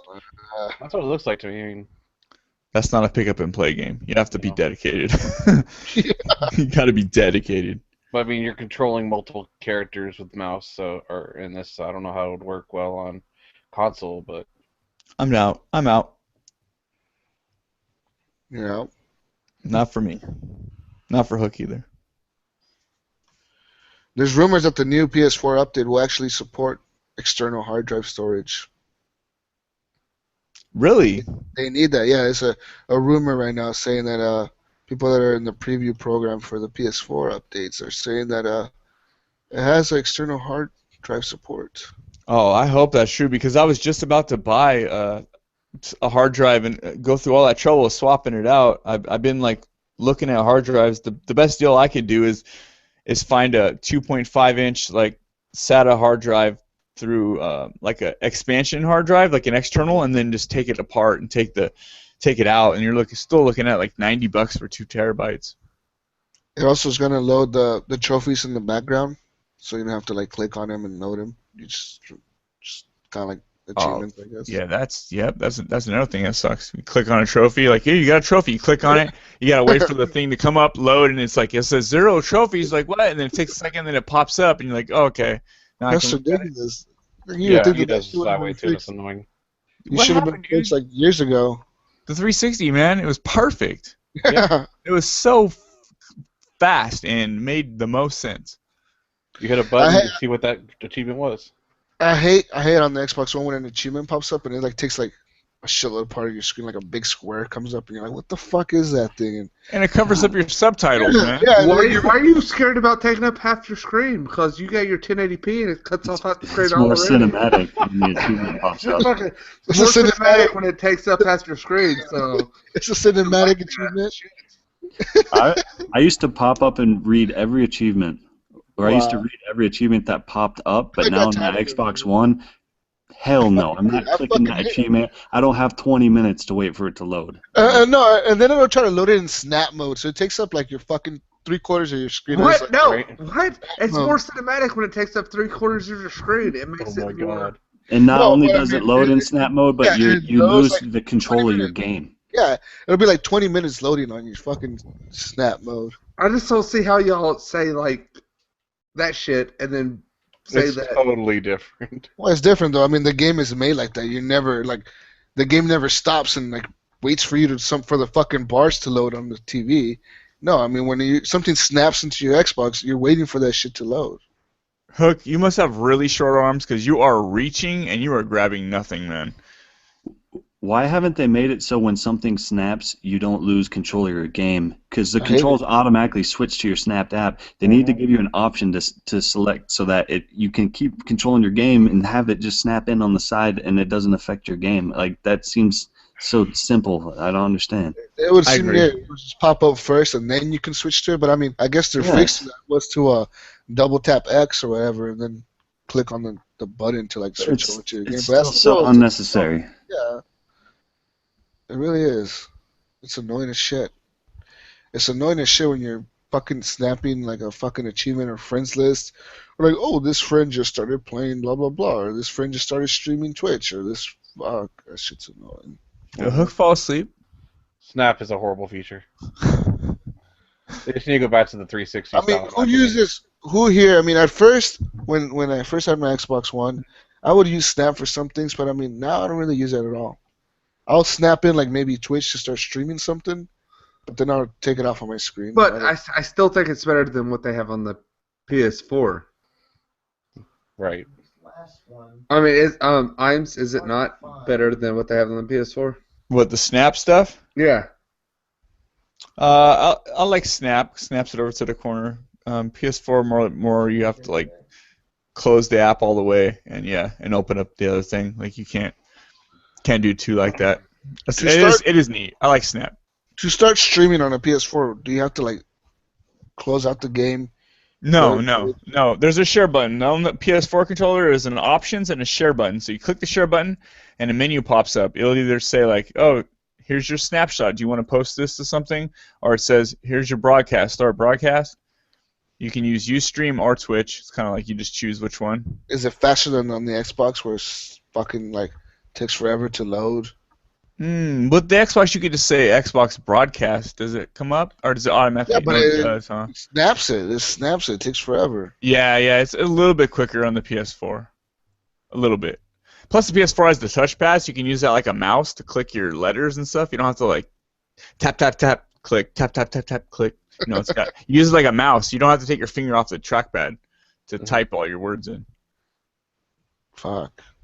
I use my Smart Glass app on my phone to type in messages and everything. Yeah. So do I. Now that that's available, it's so much easier. But you know, even that little app is super laggy on my phone. I never had lag issue. I don't have any problems with using mine. Well, I'm on a Samsung. Xbox. I'm on a Galaxy S3 still, so it could be that. Right. I don't want to upgrade, and I'll lose my unlimited data. Buy a phone straight out. That's what I had to do. I'm not gonna buy a $700 phone, man. I'd rather buy a PC Good point. or a laptop, man, or something. I got a question for you guys. When the GTA 5 heist release, are you guys gonna be playing those? Yeah, I'm actually gonna be rebuying it for PC just so I can do that stuff. They look fun, man. I mean, got it on PS3, but I hate PS3. I'm looking at these and they look pretty fucking cool. It's just I don't know how fun they're actually gonna be, but they look cool. I played the game Heist, and that was fun. So I'm thinking it's gonna be a lot like that. There's a game called Heist. Mhm. Interesting. All right, so we have community questions because I don't know. Do we? Do you? it's like midnight. I can pull it up. It's like 9 o'clock. It's not midnight. Dude, it is midnight where I am at. Okay, well, keep Move talking. to the West Coast. here we go, man. Do our community questions sound or something? Community questions. Community question. Community questions. That was I'm classic. a rap. Yo, what are you doing? You're gonna do some community questions? Send it in, and we'll talk about that shit. That sounds like That shit. now I'm about to ruin. Ruin some Here we go. community questions. Okay, here we go. This is what I got on the. I'm not sure if there's anything on the other group, but here's the one from our Facebook page. This is from Ross Heller. Are you guys satisfied with the value of EA Access at this point? Have you been downloading and playing the new games as they are added to the vault? And why does Hook smell like onions? Well, Hook always smells like onions. That's just a given. I mean, it's natural smell. It's onions. Let's flip this. I have a question for Ross Heller. How do you know the Hook smells like onions? Good question. Maybe he has like a I'm smell. pretty sure There's it's that been one mentioned. time in Bandcamp. I think it's been mentioned that, before on the show. Oh, Yeah, it has. I was gonna say, like, how close have you been? Are you following Hook around? I'm getting a little suspicious, Ross. I don't know, man. Hey, look out your window real quick. Just real quick though, in case there's somebody out there that can't run away. This is Ross out there just Holy shit! Anyways, though, but EA Fuck you, Access. Ross! I'm coming to get you. EA Access. I think it's a good value for the price at $30. You got quite a bit of games on there, man. If you are brand new to the Xbox One, go get that shit. And it's $30 a year, so it's not. It's not bad. And they just added Madden 15. I mean, how much does Madden 15 cost at a store, like used? Probably $40. Yeah, so there you go. You got Madden 15. Yeah, and they added the UFC recently, and Yeah. there's another one, right? NBA. There's something. Peggle. There's NBA Live. There's fucking Battlefield. There's Oh, Peggle?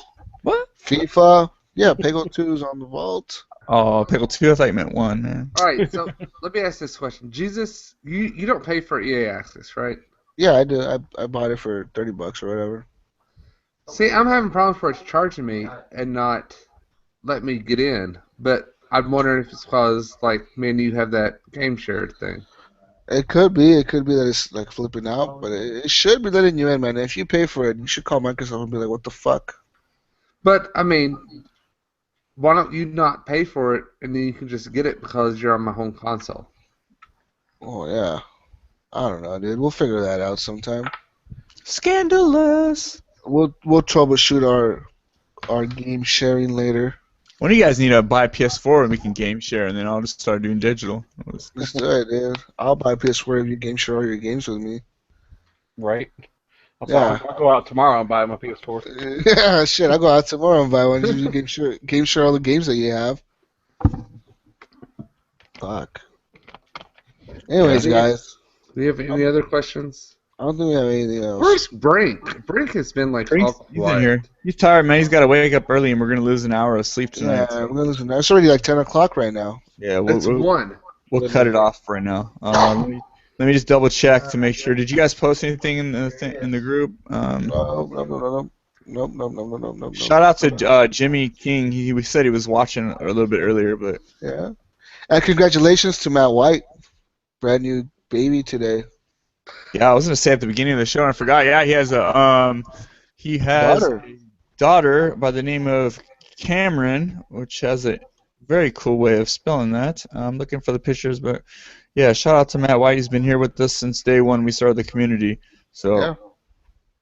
Major shout out to him. I think it's Cameron Denise White, I think.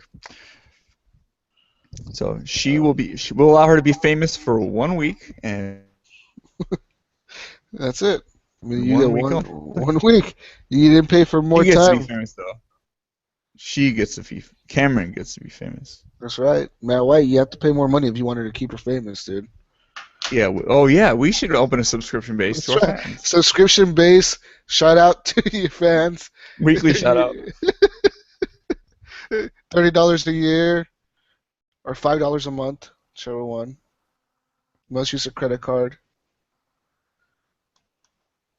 Yeah. So yeah, I think we're good. We're good for the days. It's been a good episode, man. Flavor's back. It's been a long episode. We got Hook really mad. I think Amanda's watching. That's the fun shit, man. When Hook gets all pissed off and Jesus, you guys are arguing back and forth, man. I just like kind of sit back, dude. I'm like, this is great. Well, the thing is that Jesus is always wrong and I'm always right. I think you're always I wrong. think you guys are equally just full of shit. The scary thing is, me and Jesus talk every day to each other, and he is always wrong whenever we talk. He's wrong. Fuck you, Hook. You're like the biggest asshole in the world, man. No. Like, legit. Why do you say that? You're a dick, dude. Yeah, because we know that Jesus is having fun. We know that you're serious. That's the fucked up thing. Yeah, you're the fucked up asshole who like, takes everything all seriously. I'm having fun. No, I'm just Jesus. I love you. You know, me and you. We have a connection. Okay, let's wrap it up. You're a little too drunk. You're gonna start like that drunk I love you shit, and now it's gonna get a little fucking weird. I love Anyways, all of guys, find us on Facebook, Horrible Gamerz Podcast group. We also have a Facebook page.